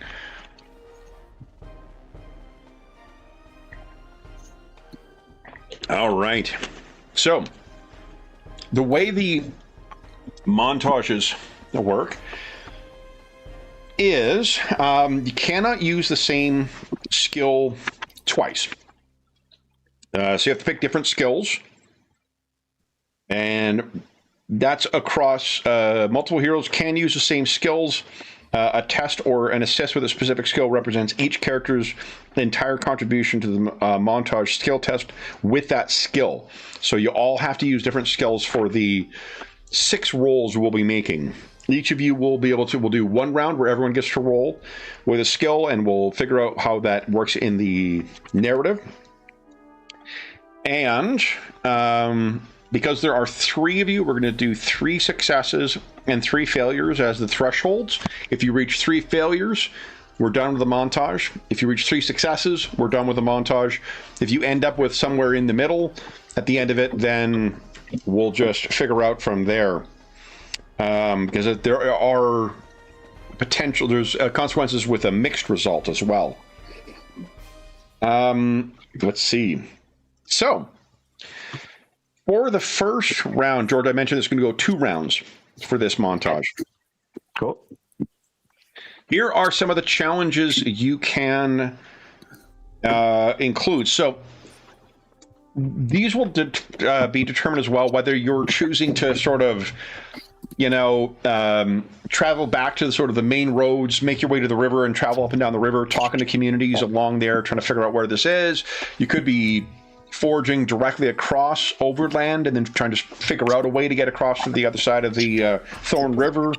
That will be dictated by how you guys choose to approach this. If you roll complications, that may result in things like losing recoveries or a combat encounter or changes in the circumstances. So there's always something interesting that comes from it. But here are some of the challenges. One of the things I do think is good is they suggest that there's more clear structure to the montages than there was with the skill challenges, rather than just being like, I'm going to pick my best skill and try and justify a way of using it. It's just like, no. These are the things that make sense for the setting. You can obviously try and squirrel your own skills in the context of that, but there's none of this like, can I use my history in our airship chase, kind of nonsense. Exactly. Yep. So here's some examples. You can avoid hazards. So by using things like heal, nature, or an appropriate exploration skill. Keep an eye out for dangers if you're going over land. Carry baggage. If you are someone who is to help out someone who is quite strong, wants to help out some of the weaker members. Finding a path. Keeping up spirits using music or perform. Keeping watch using alertness, eavesdrop, or track. Scouting ahead using alertness, navigate or search. One of the twists is that there could be monsters afoot. And if someone uses scout ahead, that will allow you to find them before you do. So Phil Corral wants to use that for the first round. Yes. Okay. Other things, if you're going back to civilization, talking to some locals, that might be something you could do as well. So any of the social skills that you've got, does that give you enough to make decisions for your first round of the montage, guys? Okay. I have something. Yeah. What are you thinking? I'm going to happen to have alertness. To be a lookout. To be on watch. Why? That was one of the options there. Oh, to keep watch. Yeah, you got it. Yeah. Okay. And then, Vargosh, you got something that's going to help push you in the direction of finding where this, where you're going to get either like a ferry across or hire a boat or. I have a nature lore skill you mentioned. Yeah. That's one of the possibilities. Yeah, finding a path. Yeah, if you guys want to go directly over land, that's cool. Okay. Cool. So then it sounds like you're using nature, Vargosh. What are you using, Phil Corral, for yours? Navigate. Navigate as well for scouting ahead? Yeah. Yep, love it. Okay, so then agility or intuition? Let's start with Phil Corral, because John's first time playing. Agility or intuition, and you're going to get +2. Okay. This is going to be a medium difficulty skill. Okay. +2 is basically an edge, right? No, it's +2. Technically, it's the same thing, but don't roll with an edge. Okay, so 2. As your modifier. And I've got a special thing called Woodwise that if I roll a 1 on one of my d10s, I can roll it again. Yeah, love it. That's excellent. Did you roll a 1? Did not. Did not. Okay, but tier 2. Tier 2 is success with a consequence. Okay,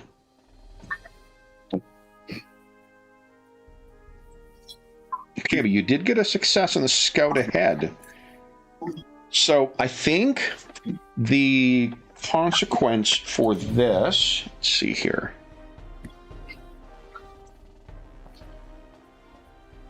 Well, I can gain 2 additional malice at the start of the next combat encounter, but I'm not going to do that. Oh, you know what? No, if you guys... Yeah, I'll do that. So and only within the forest itself. You guys are making your way through. The Thornwick Hollow. So this is a kind of dangerous area. Phil Corral, you did succeed in this, which means if you do encounter something, you will be able to make a determination as to whether you can try and hide or whatever. But 1 success so far, guys. You just need 2 more to complete this montage. Alia or Vargosh, who's going next? Okay, I will go next. I'm using alertness. Yep. Intuition. Yeah. You got it. Okay.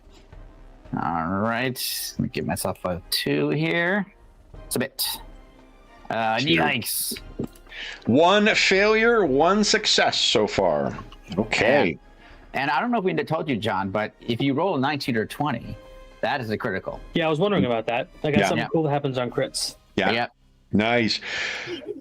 So, Alia, you're keeping watch out, and I think it's maybe it's to the detriment of finding significant progress here. Yeah. I think maybe I'm like wait I think I see something and I'm overly paranoid and constantly wait we shouldn't go that way, we should go around here, but actually there's nothing there. Alia has the loner complication, I believe. So maybe you guys are understanding why she travels on her own most often. why she's been made to travel on her own.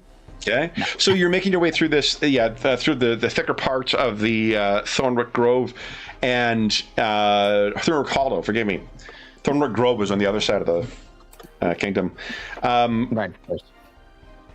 So perhaps it's at Phil Corral's prompting is what that these are a dangerous part of the woods. Vargosh, what are you using? Nature. So you're going to find the path, right? So intuition and nature, please. So intuition, then +2.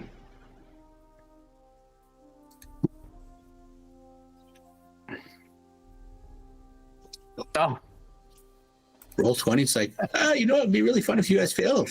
You have reminded me. I was intending on giving you guys one more because you're deciding to push on. I was going to give you one more heroic token or hero token. yeah, and we had one left over, so Yeah. So you have 2 hero tokens. You could spend 1 to re-roll that.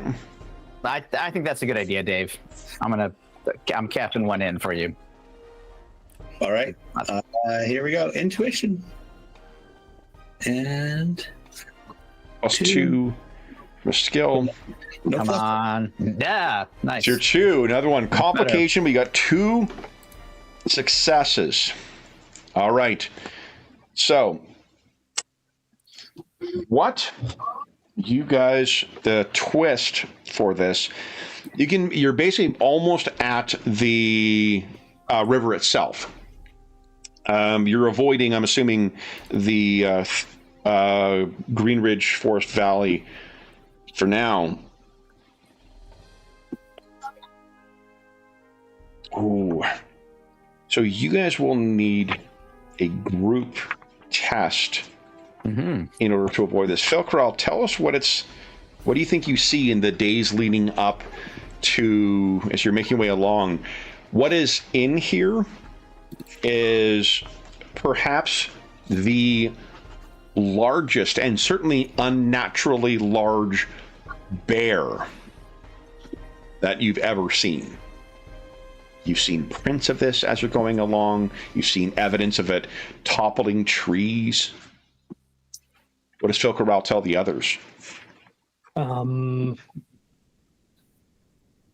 Scouting ahead, he's noticed signs of it, and then he's getting back, and I think he's pointing out that we're leaving a huge track behind ourselves too. So anybody who could follow us will be. We need to be out of here as quickly as possible before this bear picks up our scent. Also, the director has 4 extra malice if this bear fight comes. So I think we should. So- Also, right. I've got a bad feeling about this. All right, so so we need to make a group test on this then to sneak past this thing. Okay. So,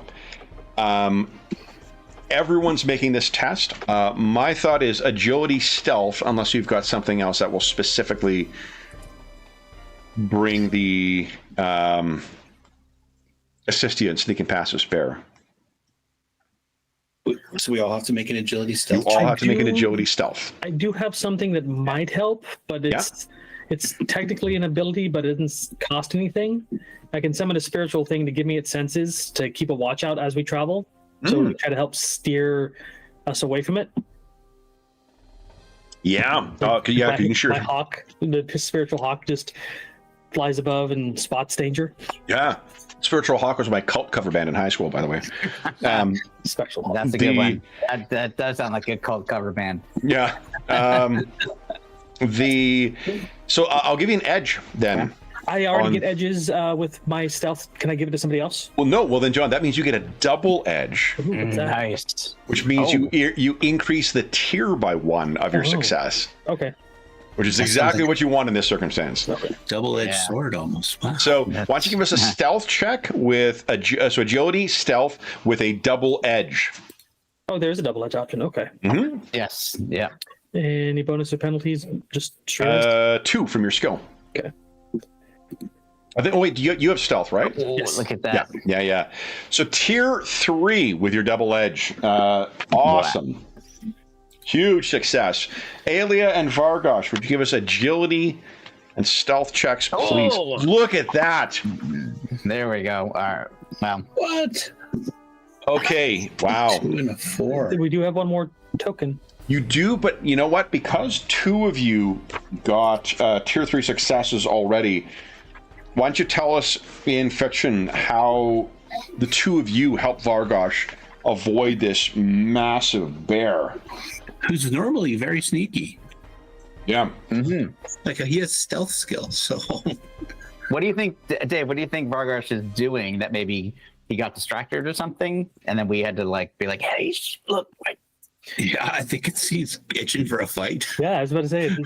He's really not trying that I wanna hard. fight the bear. He's like, I'm like, he's like, and I'm like, "Oh, if I step on this branch here, it might hear me. And then you see Falco just reach over there and pull the branch out of the way before he steps on it. Yeah, and I'm just like, no, don't. We can't. So by avoiding that, guys, successfully, and by forcing me to cash in my 4 malice, you can add 1 more victory. Oh, that's so you can get victories. I didn't realize that. Victories are a reward you can dole out for different things. At the end of montages, man. you should get a victory as well. This game is getting better and better. Yeah. The goals turn to do experience at the end, and that's cool. So, yeah, and you need typically, I think the default is 15 points to get your first level. So, Yeah, I think that's right. Yeah. then you guys have made it to the river. Okay. So the tasks are going to be a little different now. What do you think? We only need 1 more success. Do we know what kind of trek or where we're going for the next part? Is it? We're going to have to cross the river somehow. Yeah. You are going to have to find the Red Rock and the Red Rock Tower. I could attempt a navigate skill. You've already used Navigate, haven't you? Or has yeah, anyone used? Yeah. Okay. Or you can't use the same. What were you thinking, George? I was thinking about using history to know where the Red Rock Tower was. Yeah. From 100 years ago. Okay. 100% by that. Yeah. That'll be mine. What do you guys So think? you only need 1 more success. So do you want to try that one first? Sure. I'm guessing that it's that reason. Yeah. Or, Yep. How about that? yeah. Yep. Reason and history of +2. Alrighty. Here we go. Come on. Yes, tier 3. You know precisely where to go. So Huckleberry you guys can fairies. add 1 more victory. Yes. And why don't you tell I would us? say, Kevin, that Yeah. before we set out, I tried to learn as much as I could about the area.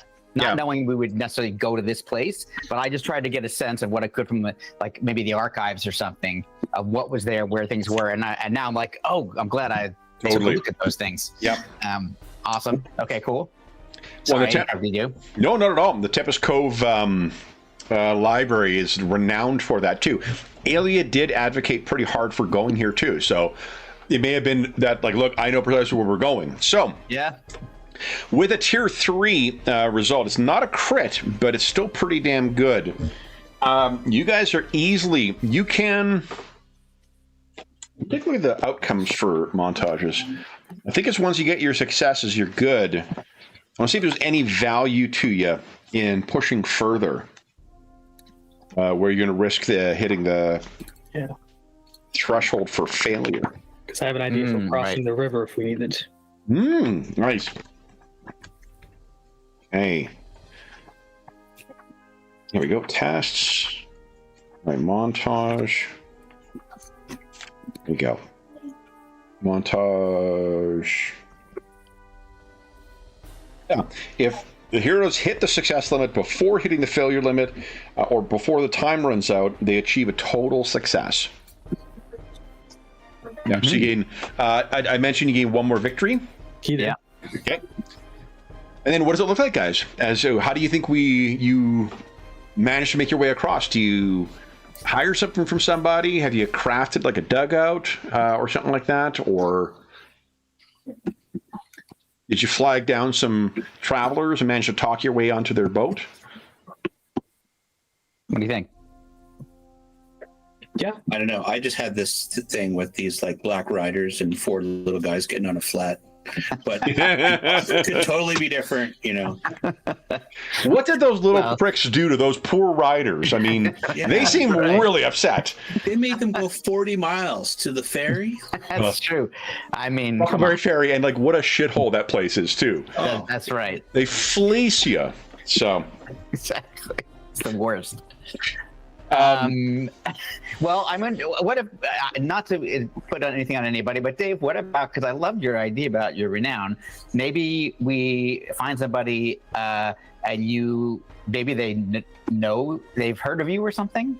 Yeah, they let us use their little boat or something, or they take us across in their boat. They take us across, yeah. Maybe what was your that might be- moniker when you were in the pit, Vargosh? Vargosh the what? Here, let me take a look at my Conan pastiches and see what comes up with there. You will definitely find many options, I'm sure. Yeah. Um, I'm Vargosh the adjective.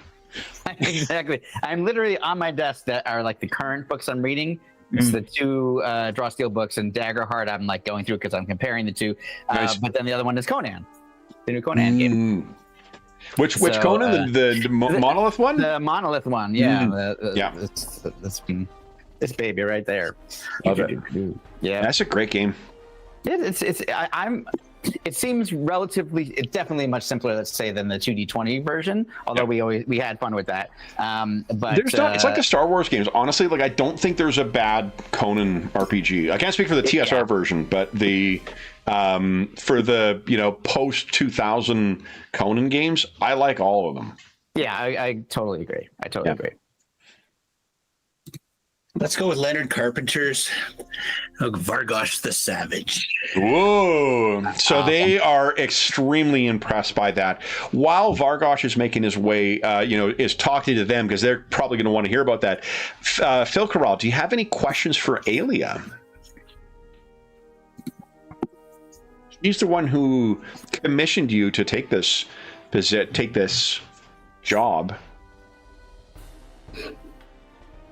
Yeah, does he know anything about the Father Nissus? Like things we should avoid bringing up in his presence to so we don't piss him off? Well, we may have to speak up.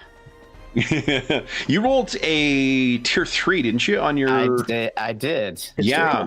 So we'll give you here's what you know. From reading about Nissus, if it is indeed the same person, and it's not like some imposter or it's like transformed into some kind of, the what is it, Wolfbrook Watch, where it's a successor people going in. If it is the same person, there's a couple of things. Not a doppelganger? Not a doppelganger. I've kind of done that one to death. So the things that would appeal to him as you read about him, a higher authority. If you speak to a godly role, that is something he values, at least what you've read about him. The impact. You do not stick around and watch Westbrook, the barony, or at least the fucking graveyard that it has become, unless you are concerned about the legacy of the barony. And then finally, you also don't keep watch over this place unless you are concerned about it getting out and hurting others. So protection is likely also a motivation for him. Okay. What is unlikely to appeal is anything frivolous. If you offer to, wine and dine him or something like that, that is very unlikely. Well, you've been on your own for such a long time. Let's have a drink and blah, blah, blah, Right. From what you've heard, that is not going to work well with Father Nissus. So you should. I mean, that tracks. I mean, he seems like essentially a hermit. So he's, I'm sure, not the type that needs to be having the creature comforts around him all the time. So, okay. So I'm gonna say to Vargosh and Phil Corral, I think you probably would, of course, know that things of godly nature would be important to him. But he seems to care about this region and about protecting anyone. Otherwise, why would he stay here? That wouldn't seem to make any sense. But he is a priest, and a priest of light, I think, generally avoids things that do not have gravity to them. I think we should proceed. Ideally, we can find him because he may have passed away. We don't know. But if he is alive, those are things I think we should bear in mind when we have a conversation with him. Okay. I'm good with that. Well, I do know a thing or two about religion, so that might help. True. So yes.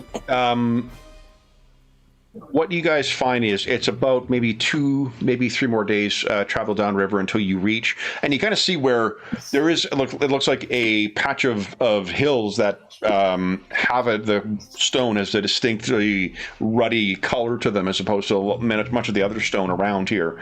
And it's within there. It's about a half mile in that you will find the Red Rock Tower. They say you will easily be able to see it. It's built, they say, from this. No one travels there. There's no dock, but they'll let you off on the bank, and you can make your way up towards seeing them.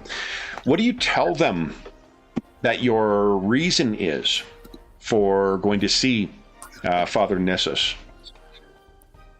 They probably don't care that much about Alia or HOHGARR. What do you? They're probably paying more attention to Vargosh. What do you think, Dave? Or should I step in?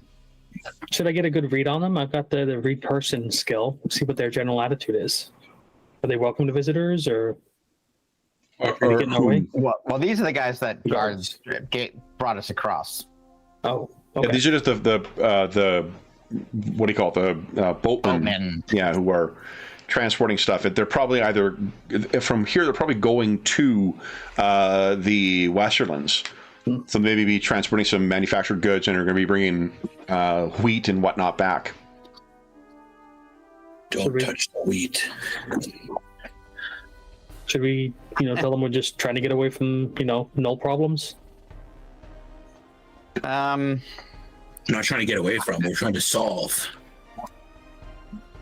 Yes, I think we should give them a warning that to be on the lookout. There may be gnolls, and these are not your typical gnolls in the sense that they are more likely to be working together, and they are far more dangerous than these larger groups. They ask you, is it true, though? Do the gnolls have a king? They call him HOHGARR? Not for long. I point to Vargosh. That is the answer. There is one. Oh, I don't know why I would call him a king, but we will deal with him. Very impressed by that, too. So what that likely means is that word of what you are doing and that there's word going up is probably going to spread to the Westerlands and the folks there, which means maybe heartening. No one in the Westerlands likes gnolls. They are a constant fucking presence. So they drop you off. They are thrilled that you are there. They probably leave you with a little bit of extra food as well, if needs be. And yeah, they leave you to approach Red Rock Tower. How do you guys do so? Well, how do you plan on approaching Father Nissus? I'm going to stand in the back and not make a lot of noise. Should we try to? It seems to me like it would make sense to do some, what we like to call in the trade, reconnaissance, and get our eyes on the tower itself before we approach it to see what might be lurking nearby, what condition it may be in. What time of day do you want to approach? Well, that's a good question.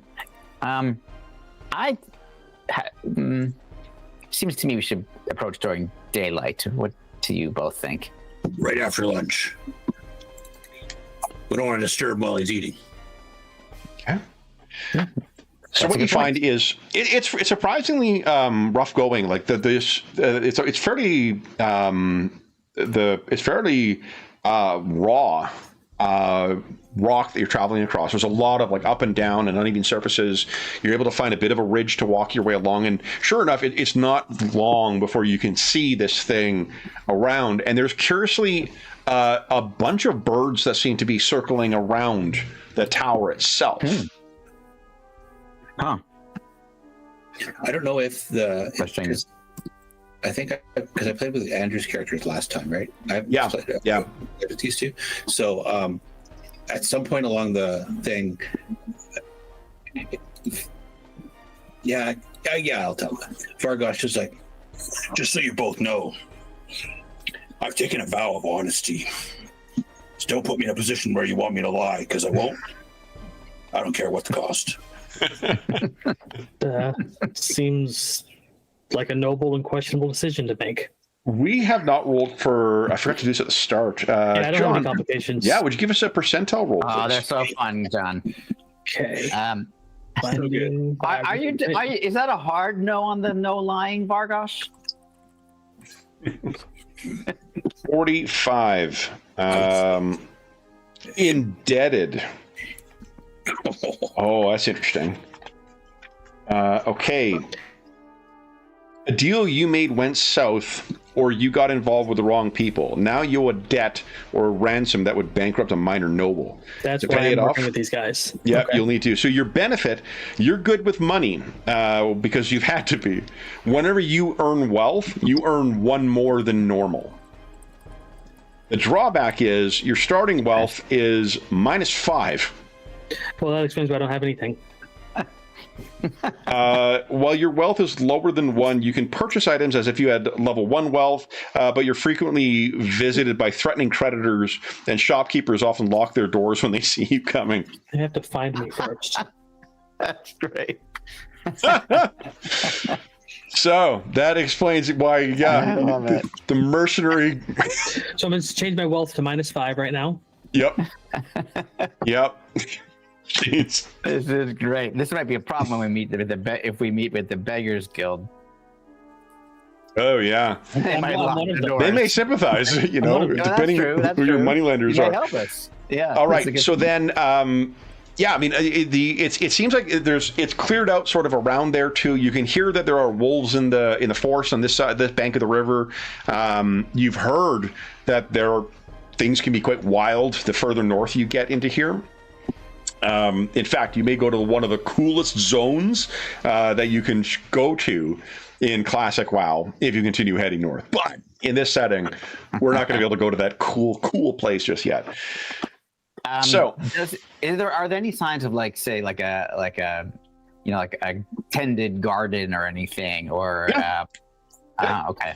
There's a garden outside that seems to be relatively well maintained. There's a little fence around it. You know, the kind of thing you would use to keep rodents and stuff out, as opposed to keeping wolves or larger predators out. It's a thing to prevent like rabbits and squirrels and shit like that from eating up your or badgers for eating up your area. There's also a well on the outskirts of the tower as well. Like this is there's a little shed that's built here. It's clearly a place that was built to maintain living folks here. But it is very poorly maintained. All those things that are made out of wood, there's a lot of exposure. There's some fabrication that's been done. You can see that probably wasn't done by a craft person, or it is a person who's knowledgeable in how to maintain carpentry. Yeah. So, but there is definitely, there are still crops that are to be collected. And if you guys are looking at the base of this tower, the tower itself has got to go up 150 feet. Like it's a massive fucking structure. If you'd like to give us anyone who has the history skill or the magic skill could give us a check. Magic lore is the skill. I actually have both of those. Yeah, either of those you can give with a reason. Sure. Okay. I'm gonna this time because I've already done a history. I'll do a magic. So +2. Tier 2. So what you know is that the Sorcerer's Guild in Tempest Cove has one of the ways that they assist in maintaining the security of these places is by positioning effectively like airsats, palantirs here. That's kind of a seeing, scrying type thing. This tower must be part of that network. It's unusual for a censor for a conduit, as Father Priest is said to be, for them to be occupying these towers, though. Right. What I can tell you is there doesn't seem to be much more than what one person can do. If there are other people here, you cannot hear them. There's no sign of them. Falcarol, you certainly, and Vargosh, I think for that matter, you guys are both. Do you both have track, or do either of you have track? I don't believe I have track. No. Okay. So there is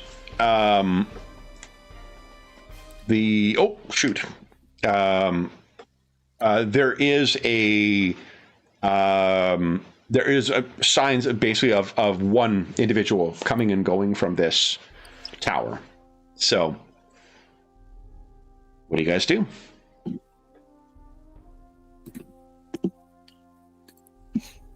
Oh, you're muted, Dave. Oh. I'm very well hydrated tonight. I've almost gone through 24 ounces. What do you guys think? Who's going to do all the talking? Well, I'm pretty good at rating and persuading, so I don't mind. That works. Though as long as he doesn't think I'm trying to sell him something, we should be good. I can talk. I'm capable of it, and I just. That uses presence, right? Yeah. Okay. Yeah. So I'm not terrible at it. Okay. I have a presence. It's more for trying to make people admire and love me, and or fear me. But I struggle with the in-betweens. Okay. So you are about to maybe knock on the door. The door is like a very heavy wood bound in iron, the kind of thing that would be difficult for like bandits or whatever to break into. And it's before you knock on the door that it opens, and someone steps out who has it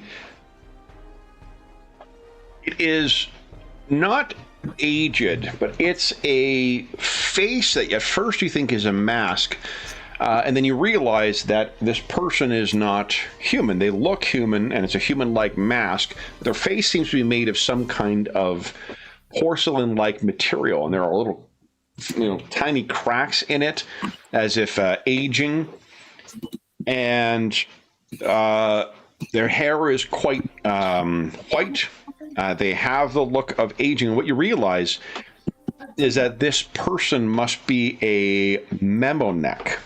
Memonechs are a kind of like artificial race from the draw steel setting. So there's a female Memonech. Cool. Like they're like a construct, or Kind of, yeah. So the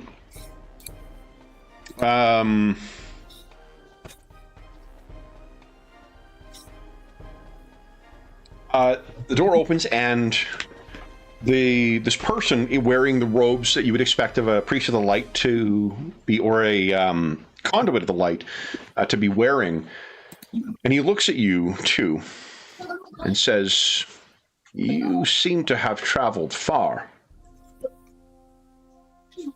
Brings you to Red Rock Tower." Yeah, we seek an audience with Father Nissus. You have found him. I'll give a slight bow. We travel far to. We have heard rumors of a Knoll leader rising up and stirring up trouble, and we have come seeking assistance in dealing with the threat. And what interest would it be of mine for what occurs in the Westerlands? Well, gnolls in one area tend to spread out and become everyone's problem. That may be, but why come to me with this? Or your concern is that HOHGARR is going into the barony of Wolfbrook. Yes. Oh, yes. Right, wintering there. Were we in the barony when we fought those last week? No, you guys were in a forest that was nearby. You have not yet gone in there because where the barony is in the Green Ridge Forest Valley, that place is where whatever plague struck 200 years ago struck. Father Nissus is the last survivor, as it were, who has remained here at Red Rock Tower. You're not sure yet why, but tell him that Ayla has directed us towards you and recommended we seek here first. he still is a little confused. If you tell him that HOHGARR's gone into the Westbrook, into the Greenbridge Forest Valley, though, like that probably would make sense to him. Yeah. I'll try to name off information. I'm trying to stay in role playing, with it, because like I don't know why he's confused, and then I was like, but you haven't given. So if it helps, what reason have you given him for making sense of why you would? Like, We fought some gnolls. yes, yeah, on the path towards Wolfbrook, we came across at least a dozen or more gnolls. Rock basher gnolls, apparently. And they're in the sway of this HOHGARR. Yes, the last dying breath of the Marauder spoke of a HOHGARR. Have the gnolls? Have they entered the valley? I think we were, yeah. Then please come, rest from your travels, and we will speak when you have rested and fed. It just we're not sure how much time we have in order to, You will do no good without rest. Please. So, what will happen is you guys will be able to rest for a period. You guys will be able to complete a respite. Complete a respite. Gain all your recoveries back. Gain all your stamina back. And while completing a respite, you guys can complete take a step towards a downtime activity. Do our victories go into experience? Yes, your victories go into experience now. So 4 XP and then take the victories back down to 0? Correct. Yeah. Okay.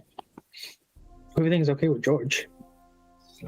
Yeah, I imagine it's something with Darwin, probably. It's not dart towards his computer, then dart off again. Yeah. Downtime projects? Is that what you're... Yeah, so downtime projects are on page 293. Yeah. All's okay, George?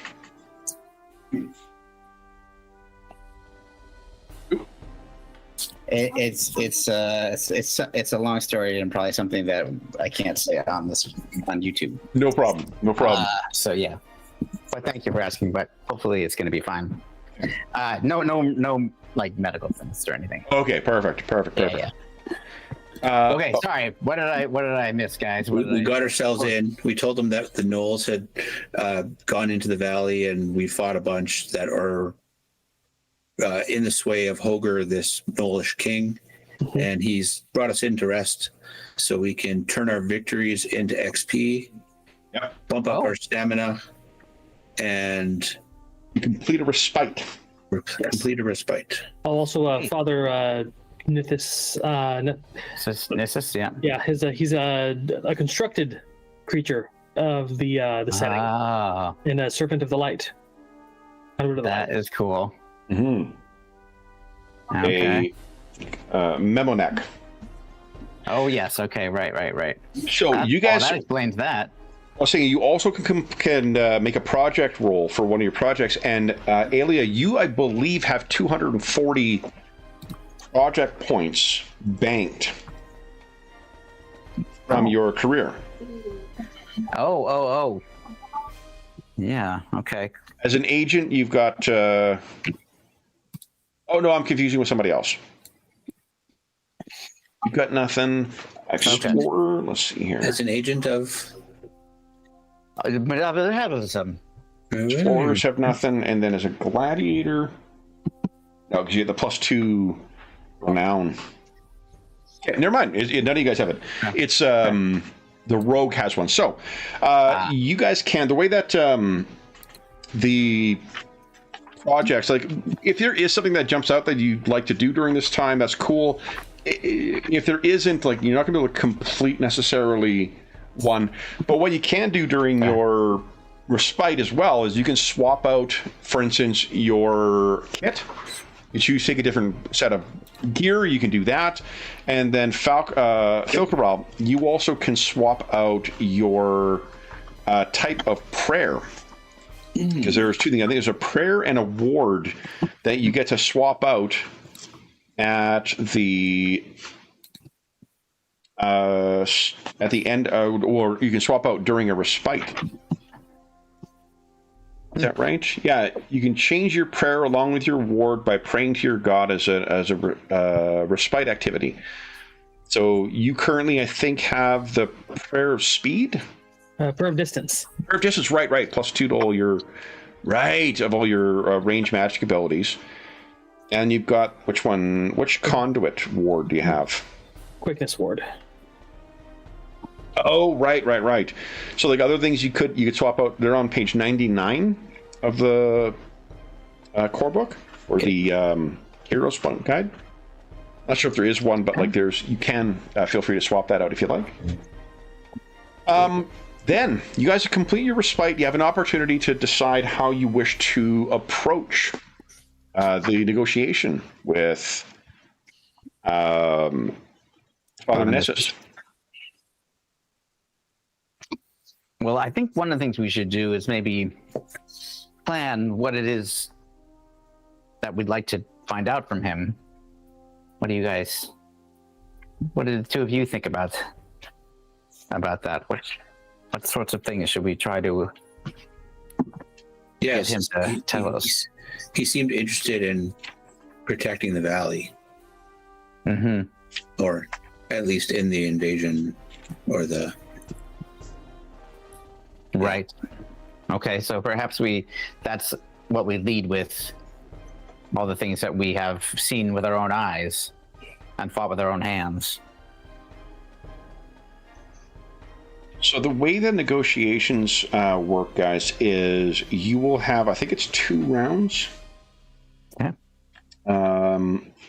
In the negotiation to make your argument, and then you make a roll. If your argument appeals to one of their motivations, there's more beneficial results that can come from that.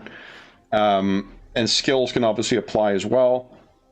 And if you have neither a motivation nor a pitfall, there's just a separate one you go on. And the outcome of that, whether you end up with... the limits of negotiation, actually not 3. It goes as long as they still have patience. When you reach 5 at their level of interest, that becomes a yes, and they'll agree to whatever you've proposed and they'll give you extra stuff. If you get to 0, it's no, and they're going to do something hostile probably. You can carry on. Typically, a successful roll will increase on a tier 2, will increase their interest by 1 and decrease their patience by 1. On a tier 3, increases their interest by 1 but does not affect their patience, which means you can keep trying. On a tier 1, it reduces their patience, does not affect their interest. You want to get that interest to a 5. I can tell you with who you have chosen to speak to, he has an interest of 3 and a patience of 3. Okay. So, who's going to be making the first argument after you completed your rest, you've relaxed? What do you guys do during your respite, by the way, too? It's 24 hours you'll be spending in true. Red Rock Tower. I mean, I wouldn't mind eating some fresh food, even though we have some that are good for, or like more like MREs that were our rations for travel. Yeah. But since there's an actual garden here and some things that we can consume, as long as Father Nissus doesn't mind, he'll make a game and vegetable stew. Amazing, perfect. I think I'm mostly trying to relax and recover as much as I can, knowing that we have what we may be facing. Okay. So Corral and Vargosh, what are you thinking? Vargosh is going to attempt to meditate. He's trying to find the yin to the yang for his bloodlust and fury. He's got to find that balance. So in times when he's not fighting, he's pushing himself to be more quiet and patient. And so is that truth? His like oath to tell the truth. Is that something that he took on himself to try and? Yeah, it's interesting. Okay, he's trying to take himself down a different path. It's not just some dumb orc with a sword. Yeah. And what about Phil Corral? He's just trying to wrap his mind around, he got hired onto this to, help escort this spellcaster, and all of a sudden now there's gnolls and a possible war ahead of them. But war's lucrative, so he's starting to make notes, drop a plan for how he's gonna get all the loot that they find back and just to carry it or something. So we didn't loot the gnolls. Back and daydreaming about everything he's gonna get. We didn't loot the gnolls. Not yet. No, the ones we killed. Treasure in this is interesting because it kind of it doesn't really, like, unless it's a magic item or something like that, you're kind of expected to be able to take care of yourself and afford things. Like, the game is focused on other things other than the minutia of equipment and exactly. Like, you're not necessarily rich, because that's one thing you can gauge from your wealth score, but you're not, at least not at this stage of your career, but you're also not like, you don't have to come up with money for a room or whatever. So yeah, I kind of figured that based on what we talked about at the beginning about the wealth that we and our equipment and lack of equipment list, that totally robbing a bunch of dead gnolls was probably not going to yield a whole lot. It's just dangerous. But there's also, I mean, like, you do have default attacks for default range, default melee, and you can kind of describe what those are, right? Like, there could be a bow or a javelin or whatever, but it's really up to you to whatever sounds coolest for describing what that attack is. Yeah. So yeah, in fact, I was reading there's a whole section on it that I was reading today about sort of customizing the flavor of things, unless it's like really specific, that you just free reign to like make it unique to you. Yeah, which I really like. Yeah. Okay, so then the negotiation with Father Nissus. I'm seeing something. Instead of get this dwarf with axes. Yeah. Orc with axes. Very nice. So, do you think, Philcarl, do you think that you might be the one to begin this conversation because you both are people of the cloth, let's say? Yeah, maybe you could talk to him about the higher level purpose in this. That's part of why you're here, right? yeah, and just One to put of a the reasons, yes. I'm not sure I would do this necessarily every time, because at a point we'll get into sort of a feeling of, like, by instinct you'll understand which sort of motivation we're referring to. But I'll put these out here just so you guys Great. can recall and sort of tailor your. Yeah, that's awesome. One of them was protection. Yeah. Yeah. So if your argument is, and they phrase it as argument, it's not like you're arguing your pitch, as it were, to get what you want. Yeah. A negotiation should always have some specific goal. What specific goal are you wanting from Father Nissus? Yeah, that's a good question. I want to know about allies. Is there people that we can rely on for supplies, men, resources, whatever, that'll help us against the gnolls? Yeah, I definitely want to, appeal to the higher authority, because we have a moral obligation, if we can do something, to do something. Right, but what are you trying to get from him? So negotiation is, I will provide this. I want this from you. So what are you going to ask from him based on your higher authority piece. Let me pose you some questions then. What do you guys think that Nisus might know or have that would assist you?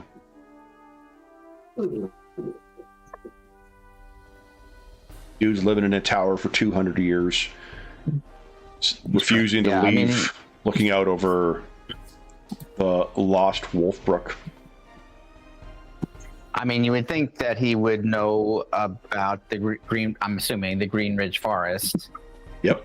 And that's where apparently HOHGARR has moved with his growing army. Yep. So he might be able to tell us more about what's happening there, numbers, etc.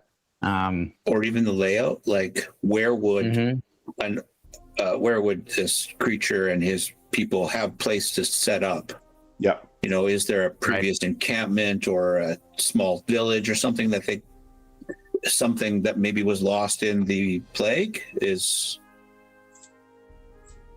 Or is that a different area? I'm trying to remember. Same area. Same area.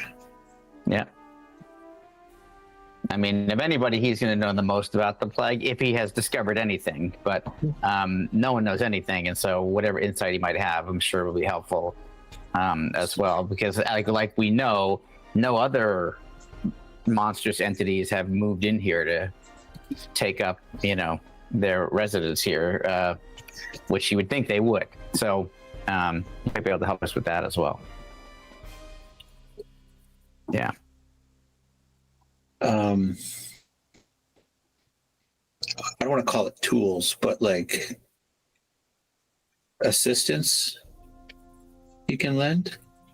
Whether that's like borrow this staff of godly power or whatever, like, some obviously not, but like, Take this. is there something the church is willing to provide?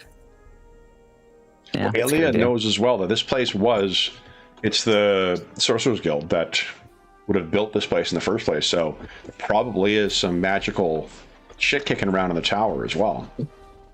Okay. Anything else you think you might... Well, yeah, go ahead. The other thing is, because of this sort of idea of the scrying stone palantir, I wonder if he can contact maybe the Kingdom of Tempest Cove, if there's a palantir type stone there, to let them know what's happening, so they can prepare and potentially send people into the forest.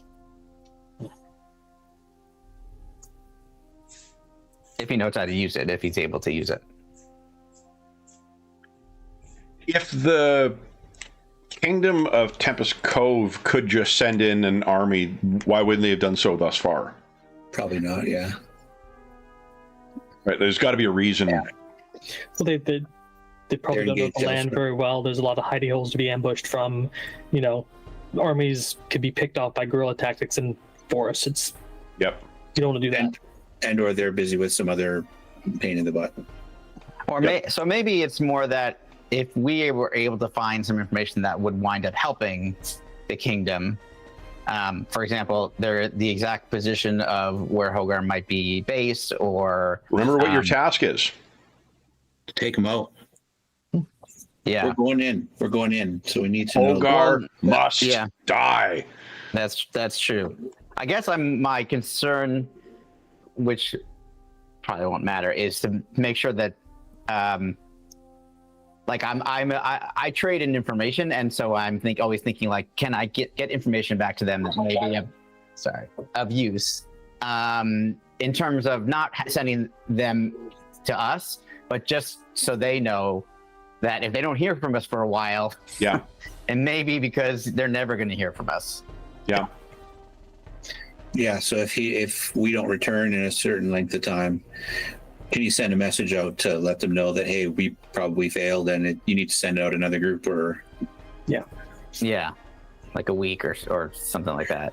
And that goes right back to protecting the valley, right? Like hey, we're going to do our best. Can you send out a message if we don't come back in a week or 10 days? Right. What do we think about asking for him to spare a few people to bolster the the town. Wonderful. People. We just leave it open. Don't make it specific, right? Like, what kind of assistance are you willing to provide? Yeah. Okay. In the defense of the thing. Because if we make it specific, it's like the open-ended question versus a closed-ended question. If we make it specific and he says no, then it's dead. But if we say, what kind of assistance are you willing to provide? If we're willing to risk our lives in defense of the valley. Yeah. Yeah. Also, I got a bone to pick with these gnolls. They attacked me for no reason, so they have to die. Except that we were setting a trap on them. Okay, well, I won't say anything. Yeah. So it's not my fault they sprung the trap. I mean, they didn't have to put the finger there. Well. So with that in mind, then, who is going to be making the first argument? So what do you guys think?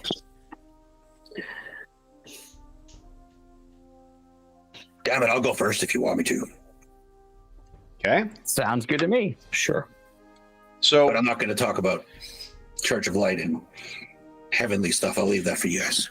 Okay. you guys call in. So one of the things is there's not a restriction on reusing motivations in a negotiation. It's not like the montages where you can only use a skill once. You are certainly able to try and appeal to the same authority. Would this be like something I could use read person on to get a feel for how he's responding to our advances? Yep, that would be intuition and read person. Okay. Yeah. So I think watching Vargosh interact with him first would be key to helping me frame my religious persuasion later. Okay. So, and I think I probably Vargosh, want to talk to him about legacy. you guys are brought into what is effectively like a study for him. And clearly this place is built for, not necessarily, like, it's not like a massive facility, but like certainly this could easily accommodate 10, 15 people comfortably studying in here. And it's just him. There's dust everywhere. There's books, that are kind of piled up and not put away back on the stack. But he finds a place for you guys to sit, and he says, "And you are feeling rested and fed?" Yes. Thank you very much. Tell me what brings you so far. We have few visitors at Red Rock Tower. Do you want to know the honest truth? I would hope that you would present that. You would hope, but not everybody's going to give it to you. So I will. I used to be a gladiator. I used to fight in the pits for survival and for fame. But I turned away from that life, and I'm trying to make a better person of myself, and I'm trying to make the world better, little bit by little bit. It's not as easy as that might sound. So when I was first approached about this HOHGARR,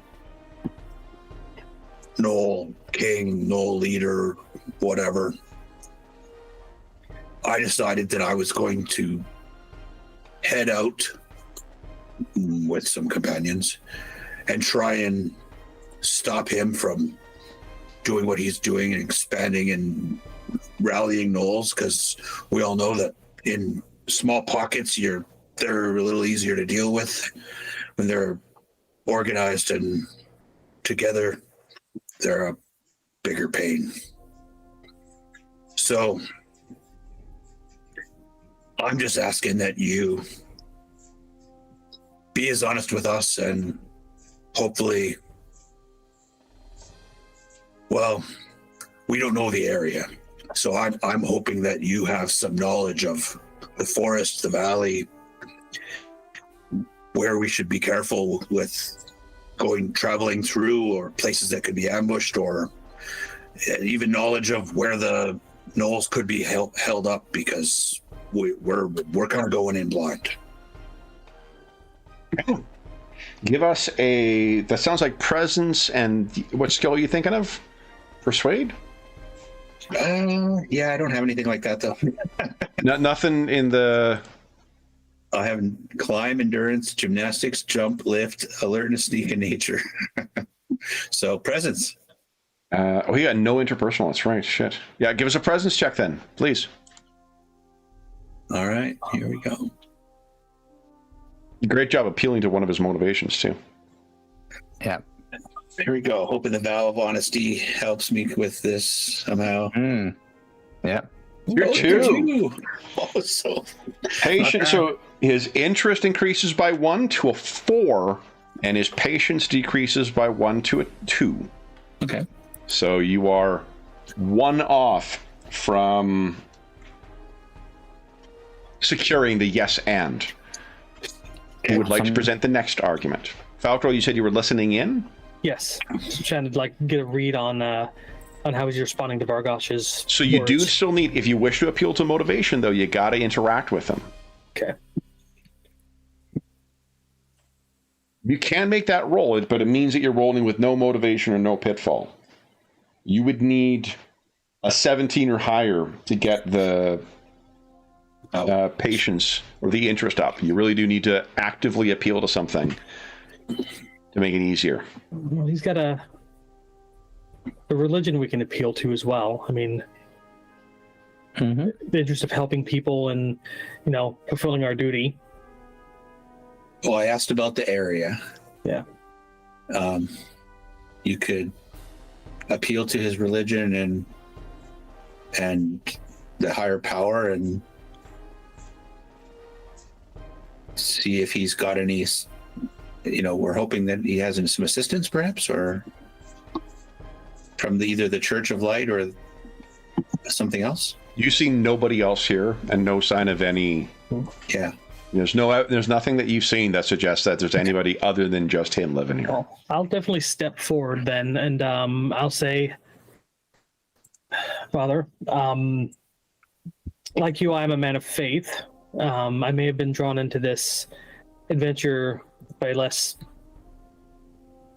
noble means, but these gnolls are a threat, not just to the people, but between me and you, we're one of the last few shining beacons of faith in the region.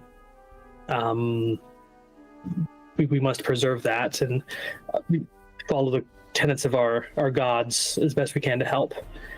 I would be grateful if you could bend some of that towards our attempts to take out this HOHGARR. Definitely appeals to one of his motivations. What are you thinking of rolling?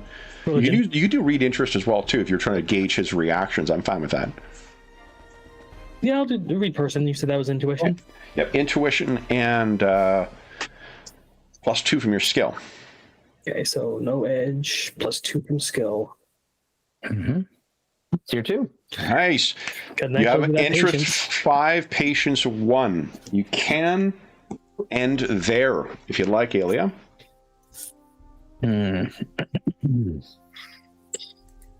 I'm concerned about blowing us. The rolls haven't been great though. You could get a great roll. Yeah. Yeah. All right. Well, I think that she thinks that... I'm just double checking to make sure to see if you have to keep going until You run out of you patience. exhaust, or whether because it's sort of. Oh, I see. Yeah. I'm not sure whether you need to keep going. I know with montages you can quit as soon as you hit that threshold. If we hit the target number already, is it? As far as That's what I'm checking here. Like, let's embrace the chaos, though. See if we can push it past without any complications, or make all the complications. This does not sound like you, Jonathan. I have changed I a feel bit like since I you're the first started. opposite of that. Okay.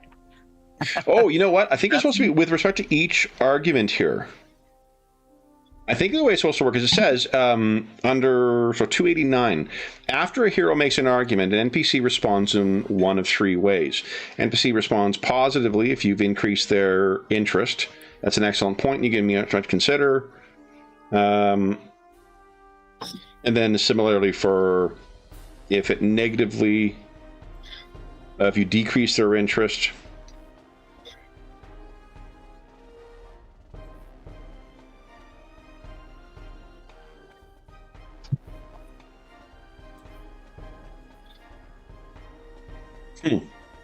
If an NPC still has patience after an offer, and their interest is between 1 and 4, you can make another offer, another argument to improve the deal.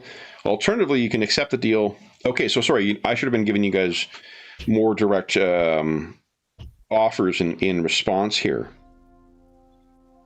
Do you want to Once you got him after that first pitch, he was like, yes, I would have offered you, I'm happy to help with what I can. And if you've pushed him further, Phil Corral, what that's done is got him to yes, and you can be done now. Oh, Sweet. Let's. Yeah. I think we got what we came for. I don't want to push our luck. Yeah, sorry guys, I should have been giving you more role playing in return for that. So No. That's good. This is the great thing about learning the game. yeah, We're figuring it out. I like that a lot too, because you're not waiting for an outcome until the very end. There's a lot more interesting stuff that's going with it. Okay, so then what I think, so in response to the first thing, Vargosh, what Father Nissus would share is that he was absent from Wolfbrook. The Baron of Wolfbrook had sent him back to Tempest Cove seeking insight into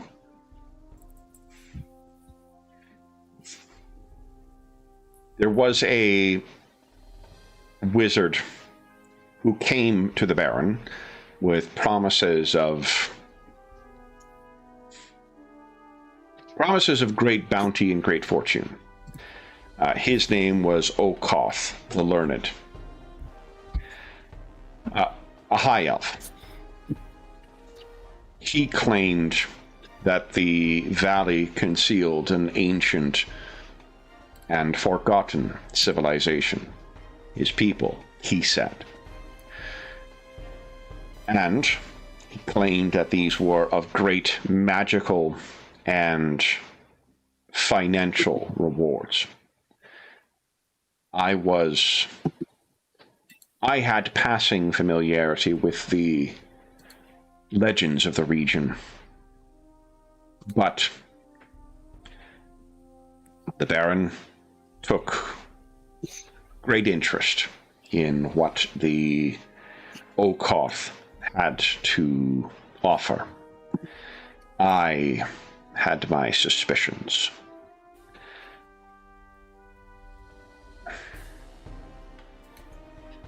Had I acted on my suspicions earlier, the tragedy that befell the people of Wolfbrook would have been avoided. Okoth, it seems, was a criminal and necromancer. And what he sought was not something of his people, but of a darker and more ancient people. Unfortunately, he was not as learned as he presented. Rather than whatever his scheme involved, whether it was killing and raising the people of Wolfbrook, it seems he only achieved the first part of his plan and did not escape it himself. There was, for nearly 50 years, a miasma within Wolfbrook.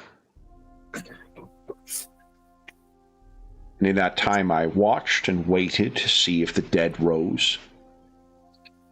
They did not. Necromancer he may have been, a skilled necromancer, it appears. He was not. But he certainly did not have the power to unleash whatever struck down Wolfbrook and left the valley barren.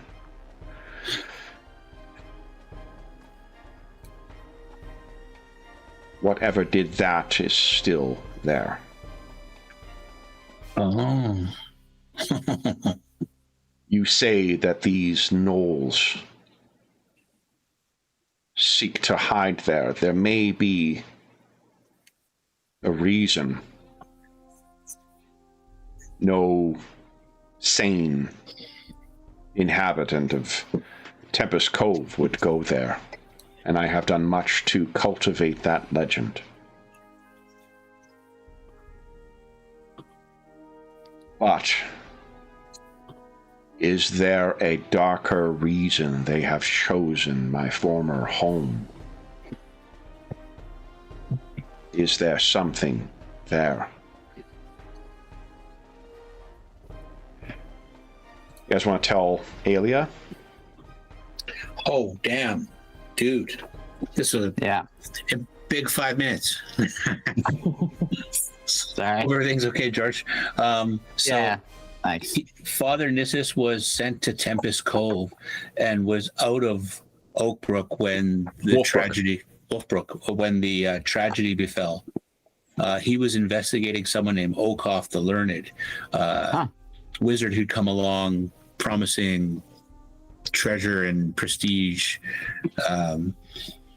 But he had Nissus had suspicions about this Okoff. And so, unfortunately, Nissus didn't act on his suspicions and feels he's responsible for the tragedy of what happened to the people. Because Okoff was a necromancer and potentially had the plan to kill and raise all of the people but doesn't think that Nissus doesn't think that Okoff had the power to do so, and that somebody else was acting to actually do this. What Nissus had promised, Okoff the Learned had promised was that there was something, an ancestor, people who of his type, he was a high elf, that there were ruins of the high elf there that would bring both wealth and power to the Baron of Wolfbrook. He seems to have lied about that. It is some other kind of artifact. Something else. And so the people all died, and the power, and he succumbed to it as well. So this Okoff was part of the loss, and that there's all the other ultimate power is still potentially there. Whatever was there unleashed a miasma that stayed there for 50 years. So that's all he's shared thus far. Okay. What he also expressed as a concern is of whether, what I think you heard of, is if the gnolls went there, they've spent both the Father and the Sorcerer's Guild have gone to great lengths to maintain the rumors that Wolfbrook is full of danger, and that has kept people away. And likewise, whether it is whatever Okoff the Learned used to kill everyone there or not, no other creatures have sort of made their homes there until this gnoll is going in, which Nissus is questioning whether it's because it's a place that no inhabitant in Tempest Cove would go, or whether they've gone in search of something. Right. Something brought Okoff the Learned to Wolfbrook. I mean, it seems logical that those two things are connected. Such a specific place to come and a dangerous place. You'd think you'd risk that only for something that you thought would greatly benefit you. Mm-hmm. You said you retrained during your last respite with monsters, right, as your skill? I did. Did you maintain that after this respite, or did you change it? I think I probably would have kept it because we are going to be dealing with not only these gnolls, but potentially other gnolls, and who knows what else along the way. Then I will tell you, the summoner that you encountered from the Rot Bashers, that is not uncommon among them. They have necromancers and demonologists aplenty among the gnolls. So it seems like perhaps they may have heard of this artifact or whatever it might be from one of their sorcerers who was delving into these sorts of magics, and perhaps feels that they know how to wield it in a way that Oglaf, what's his name? Oglaf? Yeah, Okoth. Sorry, I'll put it in chat. Okoth.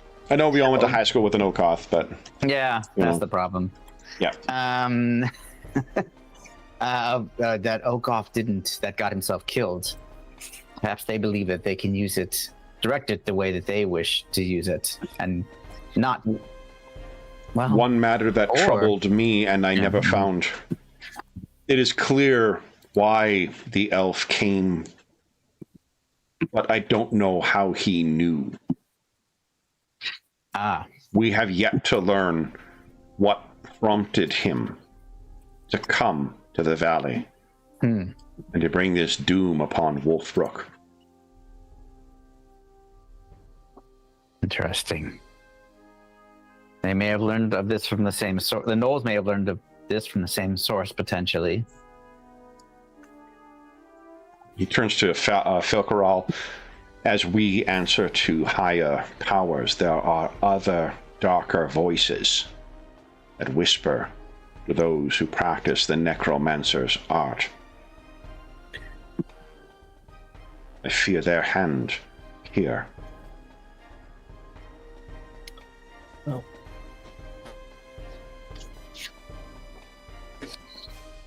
I missed that piece where you said we could change skills. Damn. That's just me. Oh, yeah, sorry, that's just Aelia.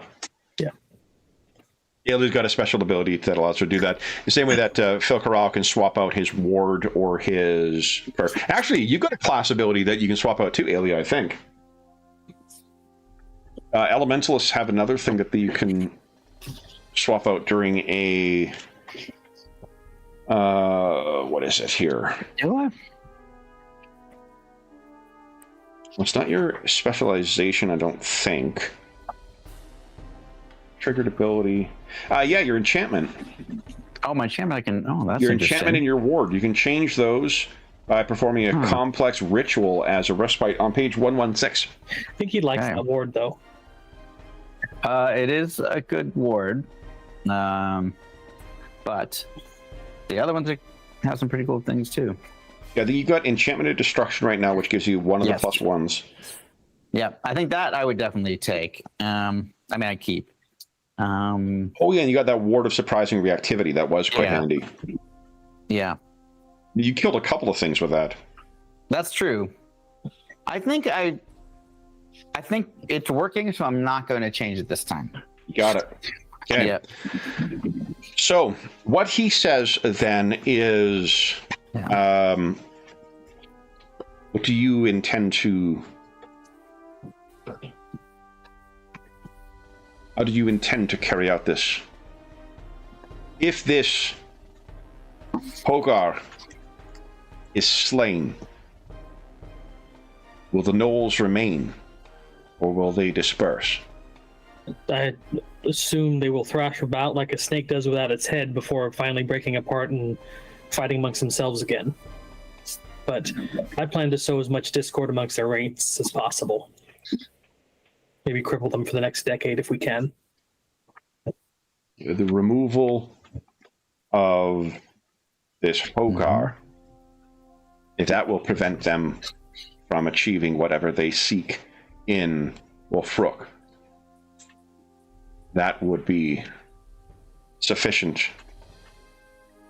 Do you think this HOHGARR, is he a necromancer? A sorcerer of some kind? Well, the summoner that we met on the road summoned some abyssal hyenas from the earth. I would expect... It has been many ages since I last travel the Westerlands, but I understand that is common among their kind. Well, you guys would know, he's said to be like a conqueror. He's a warrior of some kind. That's what I was just gonna say, but I was gonna check with you, like, and I think my response would be, I do not believe that HOHGARR himself is a necromancer, but we have seen that there are necromancers under his control. Would one of them have had sufficient sway to draw them there? Or it would not. To trick him? Is there a stratagem here, or am I reading? We don't know enough. Are you thinking somebody might be pulling his strings, using him as a? Well, look at history. It may be repeating itself. And that is what I fear, though. He kind of walks to the window and looks out, and he says, "It has been more than 2 centuries that I have shouldered this guilt.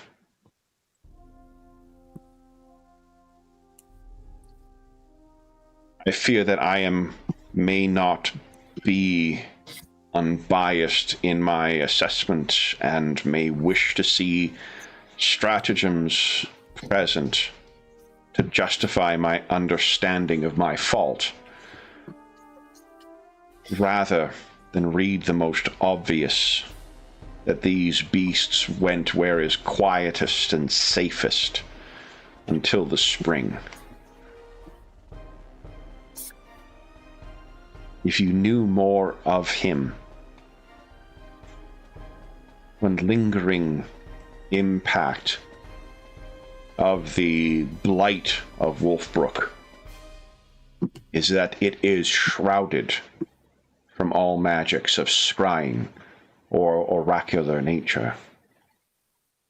And the miasma returns at uncertain and unpredictable times.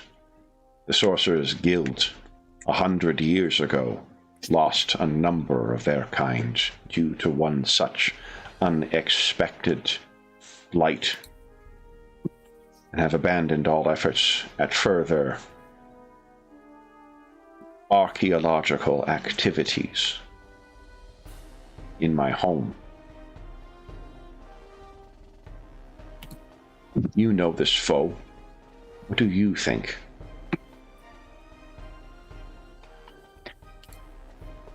I mean, this foe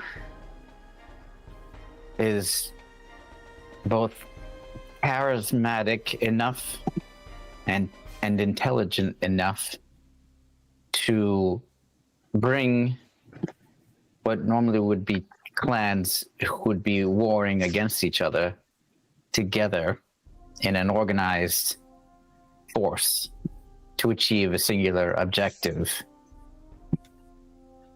However, it would surprise me if he were, in addition to all of that, have knowledge of ancient magics of necromancy. I think he would be aware of the power of necromancers, for they are common among the gnolls, as you said. And I do think it's possible he could have been in some way duped by one of the necromancers amongst the Gnoll tribes, maybe amongst his own.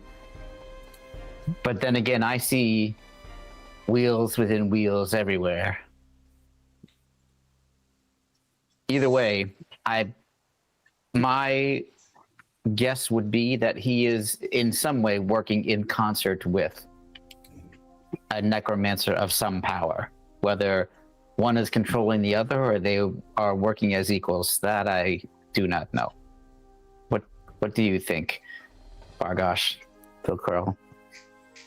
I don't know anything for certain, but given the story that we just heard, having somebody dangle power in front of you is not uncommon. happens all the time in the orcish world too. So perhaps it's a Knoll lieutenant or underling even vying for a favor and advancement who's just stumbled on the story and doesn't know, but sending Knolls out to investigate. Until we learn more, we could make up all kinds of variations, but perhaps when HOHGARR's dead, we can help with the source of the evil in Wolfbrook.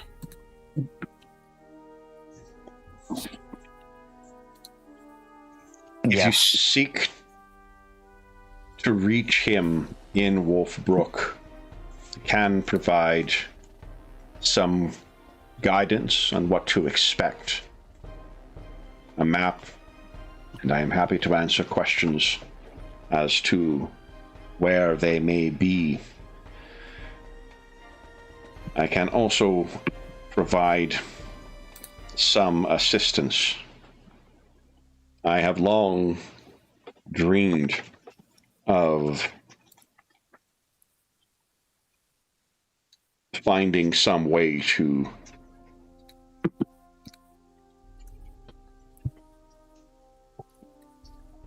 reclaim some of what was lost, and if whatever blighted my home can be addressed, and whatever hand may have directed Okoth to my Baron,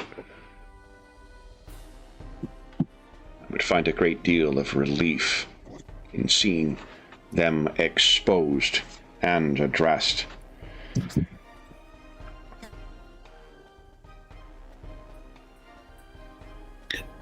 You might not ever be able to find a salve for the pain of the past. I too have struggled with that. Sometimes all you can do is the best that you can, and then move forward the best you can. And today you have done much to aid in our mission to eliminate this threat to these lands. The scrying stone. You are a wizard, Elia. You should be able to make it function. I have struggled to find any success with it. You are welcome to do so. I will. The guardian flock. I will see you past them. Excellent. I will take you up on that. What do you propose then? Travel directly to Wolfbrook? By land? By water? To Thorn River Landing and then inland? Both directions are roughly the same. The approach by river is likely more exposed, but perhaps less expected.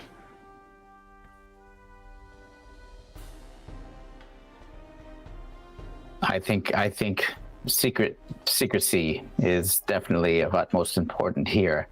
I would guess that he has sentries and patrols to guard wherever they've made their camp. I have not laid eyes upon Wolfbrook in more than a century, but ruin has overtaken the place very quickly. There will be much among which to hide and much overgrown. Where the Green Ridge Forest Valley was once a verdant and supportive region, it is a dark woods now. Mm-hmm. But the dead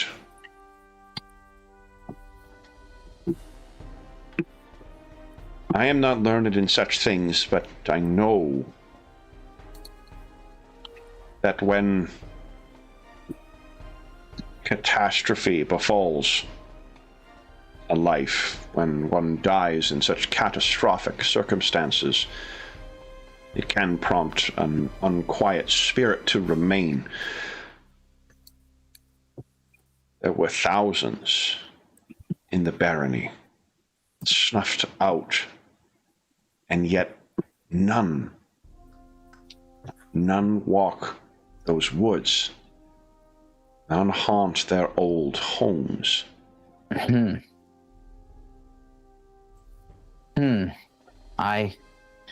I know little about the ways of necromancy specifically, but even with elemental forces, I wonder if somehow the energy of their bodies, their souls, they have been somehow transferred into this artifact, which would be why there are no spirits remaining to haunt the place.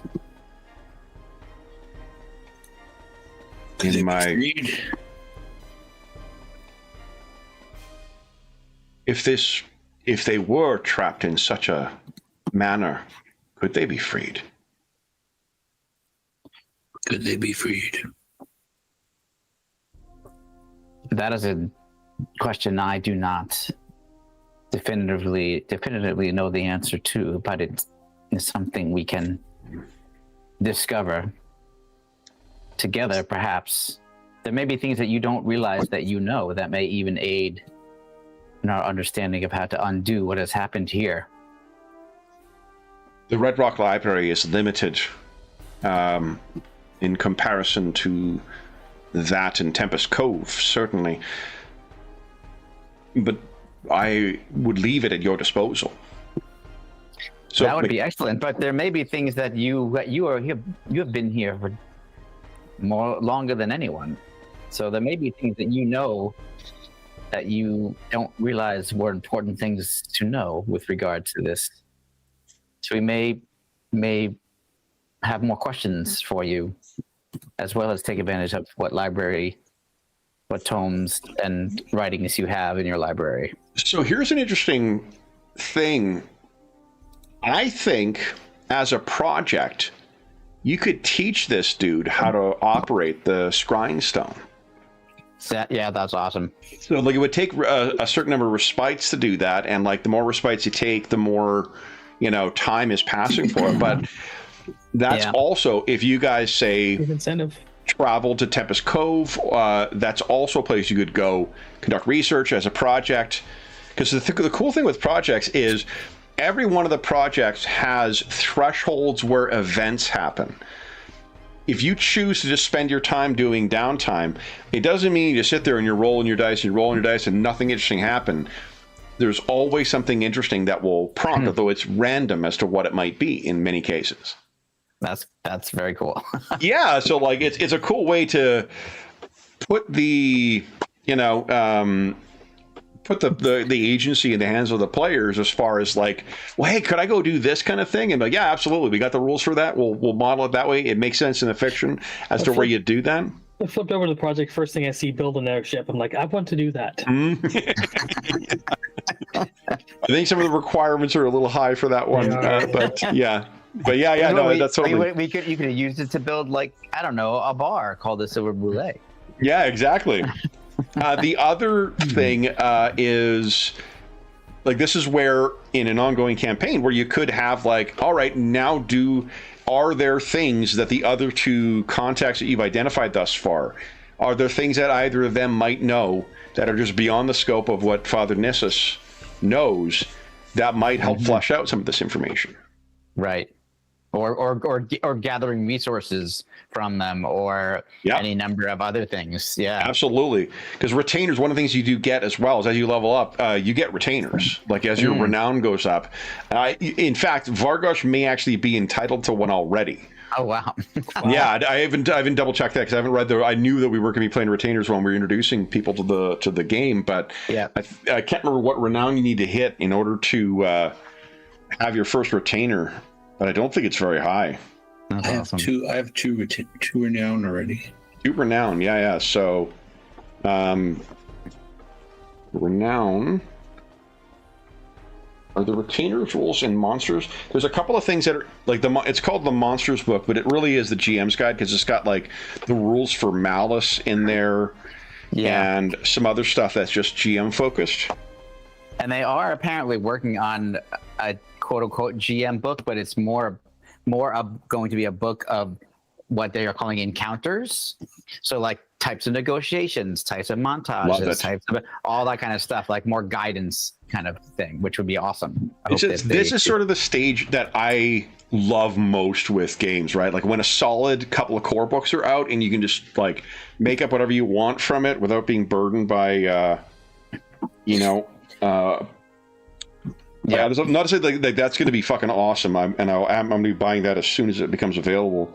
But I do love this. When I was getting ready for today's session, I was just like, God, this is just my favorite stage for games. Yeah, totally agree. Okay, so you're gaining retainers. Okay, the rules for renown are not in the GM's guide, which makes you think. I'm just going to double check or look here and see what out of interest. He also will have some gear, but I did not think to wrap a list of gear.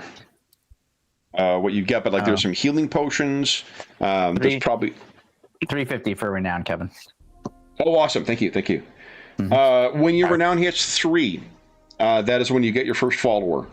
You're close, Dave. Yeah. So as soon as you get another renown, that's crazy. Yeah.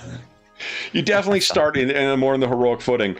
So is there anything else you wish to ask of Father Nissus? I wonder if we should ask him to give us a blessing. As we set out. Blessing of the light before we depart? Yeah. Yeah. That would definitely be useful. Yeah, because there is a cool reward you can get that is basically that. Oh. Yeah. I thought you were playing into that, but yeah, no, there's a like. No, I just thought that would be something I would ask for. It's absolutely. It's not titles, not artifacts. Where is it here? Maybe it would just be the title. So you get a follower at 3 renown. What if I don't want one? I just say, no, folks, you stay home. You can. No, he follows you, Dave. Well, and the followers aren't, from what I remember, they're not necessarily just like combat monkeys too. Like there's stuff you can do, like if you want them to work on your downtime projects.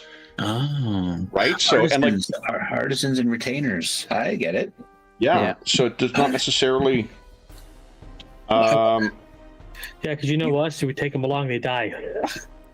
Yeah. So you want to open up a shop and you want me to be part owner. How does that work?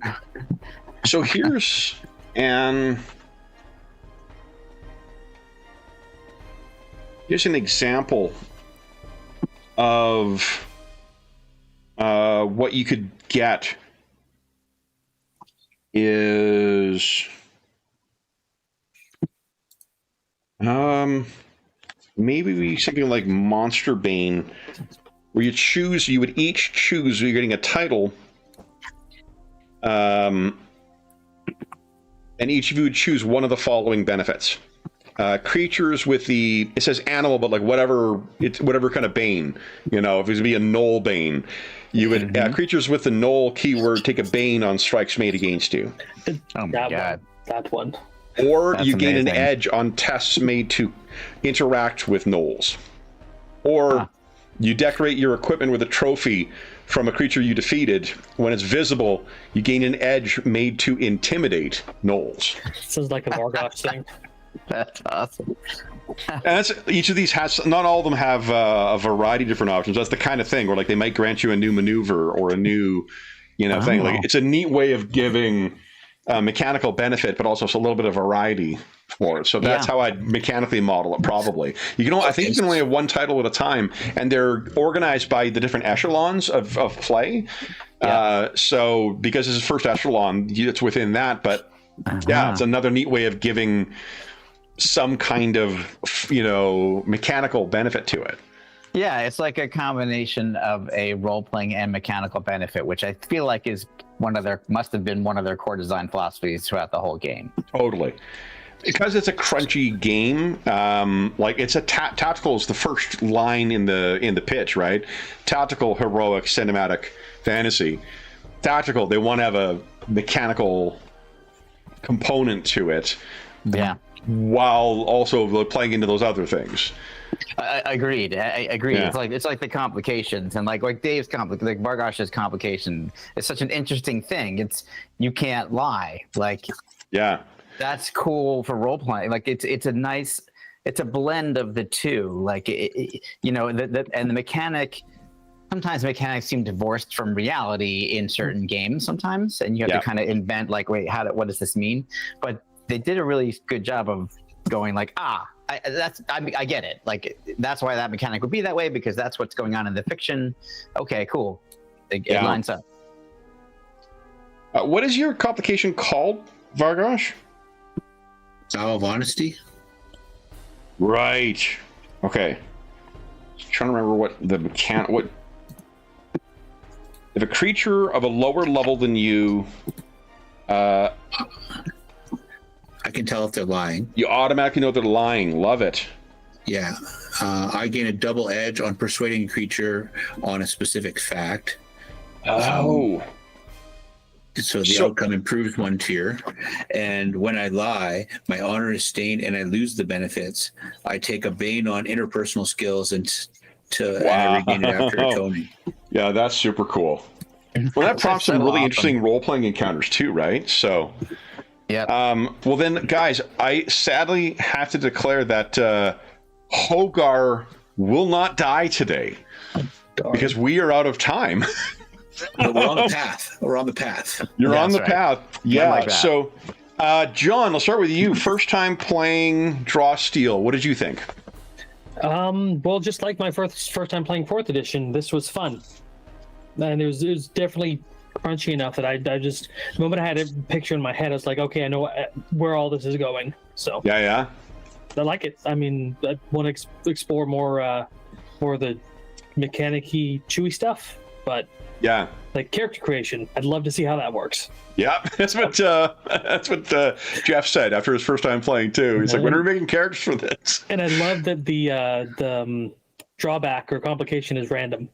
Yeah, like you got an option to pick one if you want to, but I think it's super cool to have it be random because it gives you a lot more interesting opportunity to add another level of customization to the character. The way they do it with like a Warhammer Fantasy, they should give you an incentive to go random on certain things like extra experience, or you start with something just to make it more fun. So. Nice. And Dave's first time you've got a chance to see the montage and the negotiation parts of the rules. What did you think?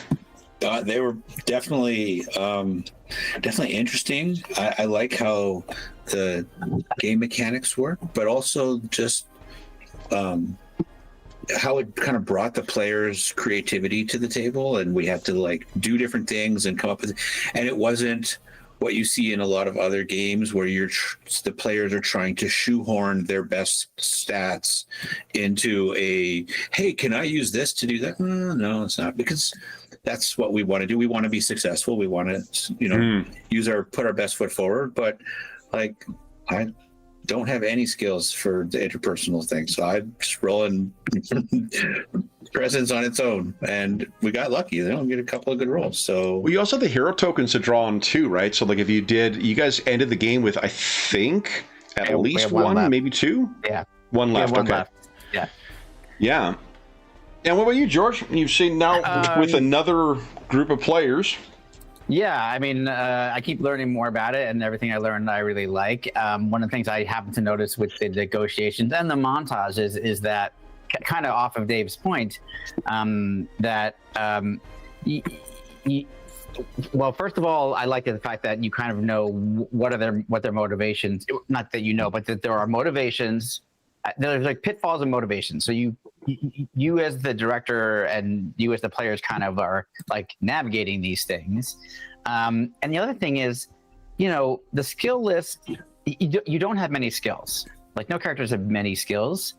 And it's like, oh, well, that's so strange. Like we're used to having it's like my Nox has like a plus 14 in history or Arcana or whatever, which is great in that game and fun. But here, what's interesting is that it's not like you don't even feel like you have to be forced into, you know, you using a skill that's your best skill, because it's the only difference of +2. Yeah. So it's like, you know what? It's better mechanically, but also role-playing wise, to think about what motivates this person, because that makes a bigger difference.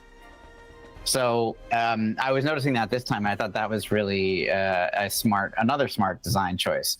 Yeah. So I just feel like it gives enough structure, but enough looseness to, you know, play out however, and to do whatever you want to do. And it really covers a lot of different bases in terms of what you might want to do in any kind of game. And there's enough continuity of the way the mechanics work that it's pretty simple to pick up.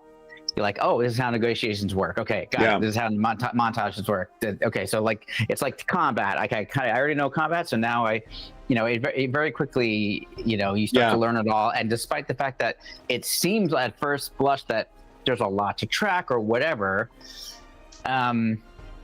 it's a lot of it works the same way, and so it just becomes, you know, you don't think about it anymore. So and I like the crunch. I like the crunch to the negotiations and to the montage. Like it feels like they are fiction focused in the way that the characters are describing them and how they're choosing to make their way through the journeys, and the twists are a fucking great addition to skill challenges as well. And a great way of making use of the what do you call complications, and we use them bare minimum of complexity. Like you could do Uncharted Journey style, much longer journey broken up by different stages, you know, with different things happening and forked options in the way that you're traveling, right? So like the complexity that you can add to the montages is really just whatever you wanted to do. I wanted to make sure we could do it in a reasonable amount of time to get you to the negotiation, so you'd have a chance to get a taste of everything. That first encounter too, I chucked advice out the window and went with, this was more difficult than the average. Yeah, I looked at that. I was like, you know, I've gamed with Kevin long enough that I think he knows what he's doing. But this could go really bad. Really, to make it just under your limit, I would have taken either one of the took the Marauder out, take the Summoner out, or take one SWAT out. Yeah. That's really the difference. Like that's how easy it is to throw us together. I had a feeling that Jeff was not going to be well enough to be able to play tonight, just because how sick he was on Wednesday. But I mean, you know, much work it was to figure out, you know, scratch one thing off the list. Yeah. Like, hey, I don't have enough encounter points for this, so I'll take that out. And then I also wanted to weight it in your favor for that first round to get one whole round of attacking with edge. That made a big difference. Yeah, it does. Yeah, and we didn't. Roll20 wasn't crapping on us like it sometimes does. So we had a couple of decent rolls, and like that tier 3 roll when I had 5 creatures around me, that sort of thing helps a ton. Yeah. But at the same time, our characters are heroic. Like it's the second word in their tagline or whatever. But I only used one recovery of my own, and then Phil Curl had me use a second one. But like I was actually waiting. I was trying to get bloodied so I'd get an extra ferocity point. Oh, sorry, I didn't know that. No. We can talk about that another time. I need to get bloodied to get a frenzy, and then the first time I go down, I don't go down. So like, I got options to stay up and keep fighting. And but it felt dangerous, but at the same time, we felt heroic. It looked tough. It felt tough, but at the same time, we were flying around and tearing off magic. That one spell that Alia has is just bifurcated. Yeah. Oh yeah. Right. Yeah. Yeah, I guess 2 different targets. Yeah, I was really hoping one of my prayers would kick off. I could use my basically vines grow up, 10 squares away from me, grab my enemies, and I can move them in 2 squares either direction. That's awesome. I was like hoping to get like 8 of them on that clip and throw them off. Yeah. When I'll tell you, like that's your class's healing ability. That's the first time we've seen that at the table, and it was super fucking huge because you're basically sparing each whoever you're healing, you're sparing them a maneuver, which is huge. How many points I drop into it with my heroic stuff? Oh, your piety, yeah, I can as well target too. more people. I can get them up from prone. I can have them fight off a condition. That's awesome. Yeah, it's awesome. I do think that maneuvers are really well done, and they're not bonus actions. They're like necessary actions, but they're not like I'll just do this one. It's like a variety of things you can do depending on what you need to do, all different types of things. So there's never rarely a case, I think. I don't think I've never not used a maneuver on a turn in all the games we've played of it so far. There's always something really handy. Yeah. Or like even the fact that it's always been difficult to figure out how to model like when you're prone and like how to stand up and what that takes away. And this takes away one of your actions. Like when you're maneuvered. Cool. So standing up is a maneuver. Love that. I mean, exactly. One of the few resources you have in combat, like it's just been taken away that round. That's cool. So it's got to be. I think the most interesting action economy in a game I've seen. Like, I really like the 3-action economy in PF2 a lot, and I like the Move Minor Standard in D&D 4th a lot, too. This, I think, is even better. Like, just you've got... you're getting a chance to do more things, but it isn't just a matter of, like, I'm going to attack 3 times. I'm going to make my attack roll 3 times, which is fine, because you do get a chance to do more damage, and there's the decreasing chance of doing it, but, like, it's kind of dull to just be like, fuck, I missed. Whereas it feels like there's more interaction with the fiction with the specific maneuvers you take because they do things, Instead of attacking 3 times, I'm going to use an area of attack with my melee weapon. Like, that's cool. Right. Totally I attacked 5 guys. I didn't have whirlwind and dodge and mobility and all the skill tree I would need to do that as a 3.5 character, but I have this cool ability that if I got enough heroic resource, I can just freaking crack it off. I'm like, okay, I'm doing that because that's and in fact, another thing I noticed this time playing was the design advantage of having not just triggered reactions. So that's one thing, you can do that one time, but having free triggered reactions, because then you're always paying attention. Like, you're always engaged, not paying attention, but you're always engaged in what's going on because things are happening that you may be able to respond to on somebody else's turn, which is really cool, in addition to the heroic resources. So one of the things I could do, I haven't had a chance to do it yet, is if somebody else causes forced movement, I could help extend that movement. Yeah, you did that last time we played, though. I did do that one time. I can't remember whose character. It wasn't Carl's character, but whoever... I can't remember who else we were playing with.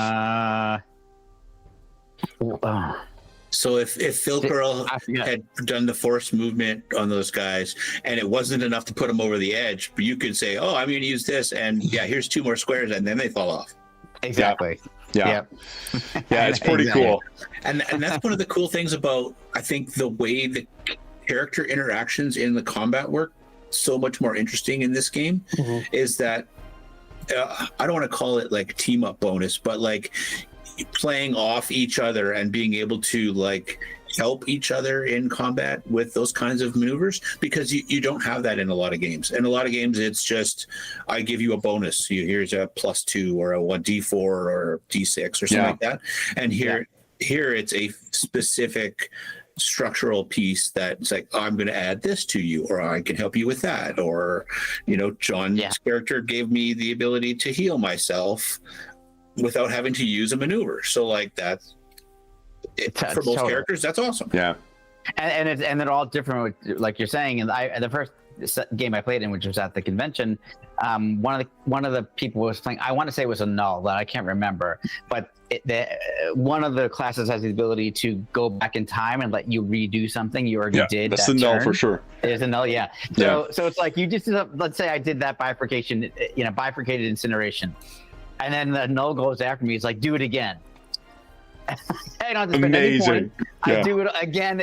You're like, this is amazing. Like, so because everybody gives you a chance to do different things, it's just always fun. Instead of like, you're right, Dave, it's like, I do a help action. Okay, you get +2. That's all I can do. You know, like it helps you in completely different, unique, fun ways and makes everything feel very different. But I'll tell you, like the malice points makes DMing it a lot of fun too, because it's not just I put my things on the table and we'll see how fast the guys kill them, which is not that's the job, but it allows you with the malice points allow us to do interesting things to make things so you guys can respond to, like even like in the span of, I don't think it was my mouse, well, it was my mouse point spend, I think, because I used that stupid cackle or whatever. But Dave, I think, is when you ended up changing your turn twice. I was like, oh, sorry, I got to do this thing. You're like, okay, now I'm going to do this. And like, oh, sorry, I forgot to do this as well. No, all right. Okay, now I'm going to do that again. Okay. Yeah. It's yeah, awesome. It's so like from the GM side, it's super fucking fun to write, super fun to run, super fun to write for. Like, and cool. Like setting up, you know, having meaningful options the characters can choose from because of the way they codify negotiations. I did a similar thing to this one that I did in the last one, where although I was less transparent with how open to negotiation they'd be, but that's one cool thing too. It's like, okay, well, what can we get from so-and-so? But he's going to be harder to convince than, you know, so-and-so else would be. But he'll be really easy to convince, but the way that he's going to be able to help me is going to be in a more limited way. Yeah. And I abstracted it. I always just to add to that because of the way that it's all structured, we've covered a lot of ground, like meaning adventure ground. Oh yeah. Because we did a lot of stuff in the amount of time that we played. Like, so it's not. It feels like you're doing a lot of stuff, but you're never feeling rushed or anything about it. Like you're enjoying what you're doing in the moment, and it's like, oh, we did this, we went here, we got that information, but now we're gonna go there. Like, and they're all different kinds of things. So I guess we come around to the third tagline, right? This is the cinematic component of it. Is like it's always interesting things that you're doing at the table for it too. So, and I don't know if you noticed this, but it is a fantasy game. There was a lot of fantasy in this too. You're correct. Yeah. Awesome. Any closing thoughts you guys have on this before we wrap up our session? When are we I just want to play again. We're playing again, yeah. Very soon. All right. Then for those listening at home, thank you so much for joining us for yet another one-shot to introduce another player to this excellent game. I believe I've got a link in the description to the MCDM site if you're interested in checking out more about this. There's not a quick start. I don't think that's for free, but there is like a $10 intro module that has like characters and a whole bunch of shit if you do want to give it a try. Otherwise, as is always, first off, thank you so much for joining us. As is always the case, if you have any comments, questions, or concerns regarding the session, the campaign, the session, the one-shot, or the game we're playing, please don't hesitate to leave a comment in the comment section down below, and I'll endeavor to reply in a timely fashion. There's also a link down below to the Dungeon Musings Discord server, where all of us are active, and we have channels there dedicated to assorted games, is where we be talking about this one, as well as things like GM discussion, virtual tabletop chat. There's a ton of great, helpful, knowledgeable, and friendly people over there. You are more than welcome to join us. There's also a link down below to our friends at Noble Knight Games. Noble Knight Games is the preeminent unionized retailer of hard-to-find and out-of-print RPGs in North America. If you're not only do they have an incredible selection of new role-playing games, board games, and card games, they have an unmatched selection of hard-to-find and out-of-print RPGs. Like, Dave, I don't know, what kind of hard-to-find and out-of-print RPGs might you find at Noble Knight Games? Age of Vikings. I mean, Age of Vikings is not hard to find or out of print. It's currently in print, but it is that is one of the new games you could get. Do you have a Mongoose Conan there? If somebody is watching this in 10 years from now, yeah, very true. That would be very true. Very true. There is also currently at the time of recording, Noble Knight is having their winter sale, but when that wraps up at the end of next week on November, I think 21st, there is a discount code listed below. Noble is Muser 10. That'll be good until the end of 2025. That'll save you 10% on any purchase of $10 or more through their website. If they don't have something in stock that you're looking for, you can put it on a want list. They'll send you an email when it comes in, and you can pick it up at your leisure. The last thing I will say is a huge thank you to our stalwart players. So, Dave, George, and John, thank you so much for jumping in to give Draw Steel a try. John, thank you very much for letting me introduce you to the game. I was watching you guys talk about it. I was like, I need to get in on this. Awesome. Then for those listening at home, we'll be back in 2 weeks' time, likely returning to our fantasy craft campaign, unless we're down players again, in which case we may be searching for a certain knoll in greater detail. But until then, until we see you again, stay safe, stay healthy, and happy gaming. See ya.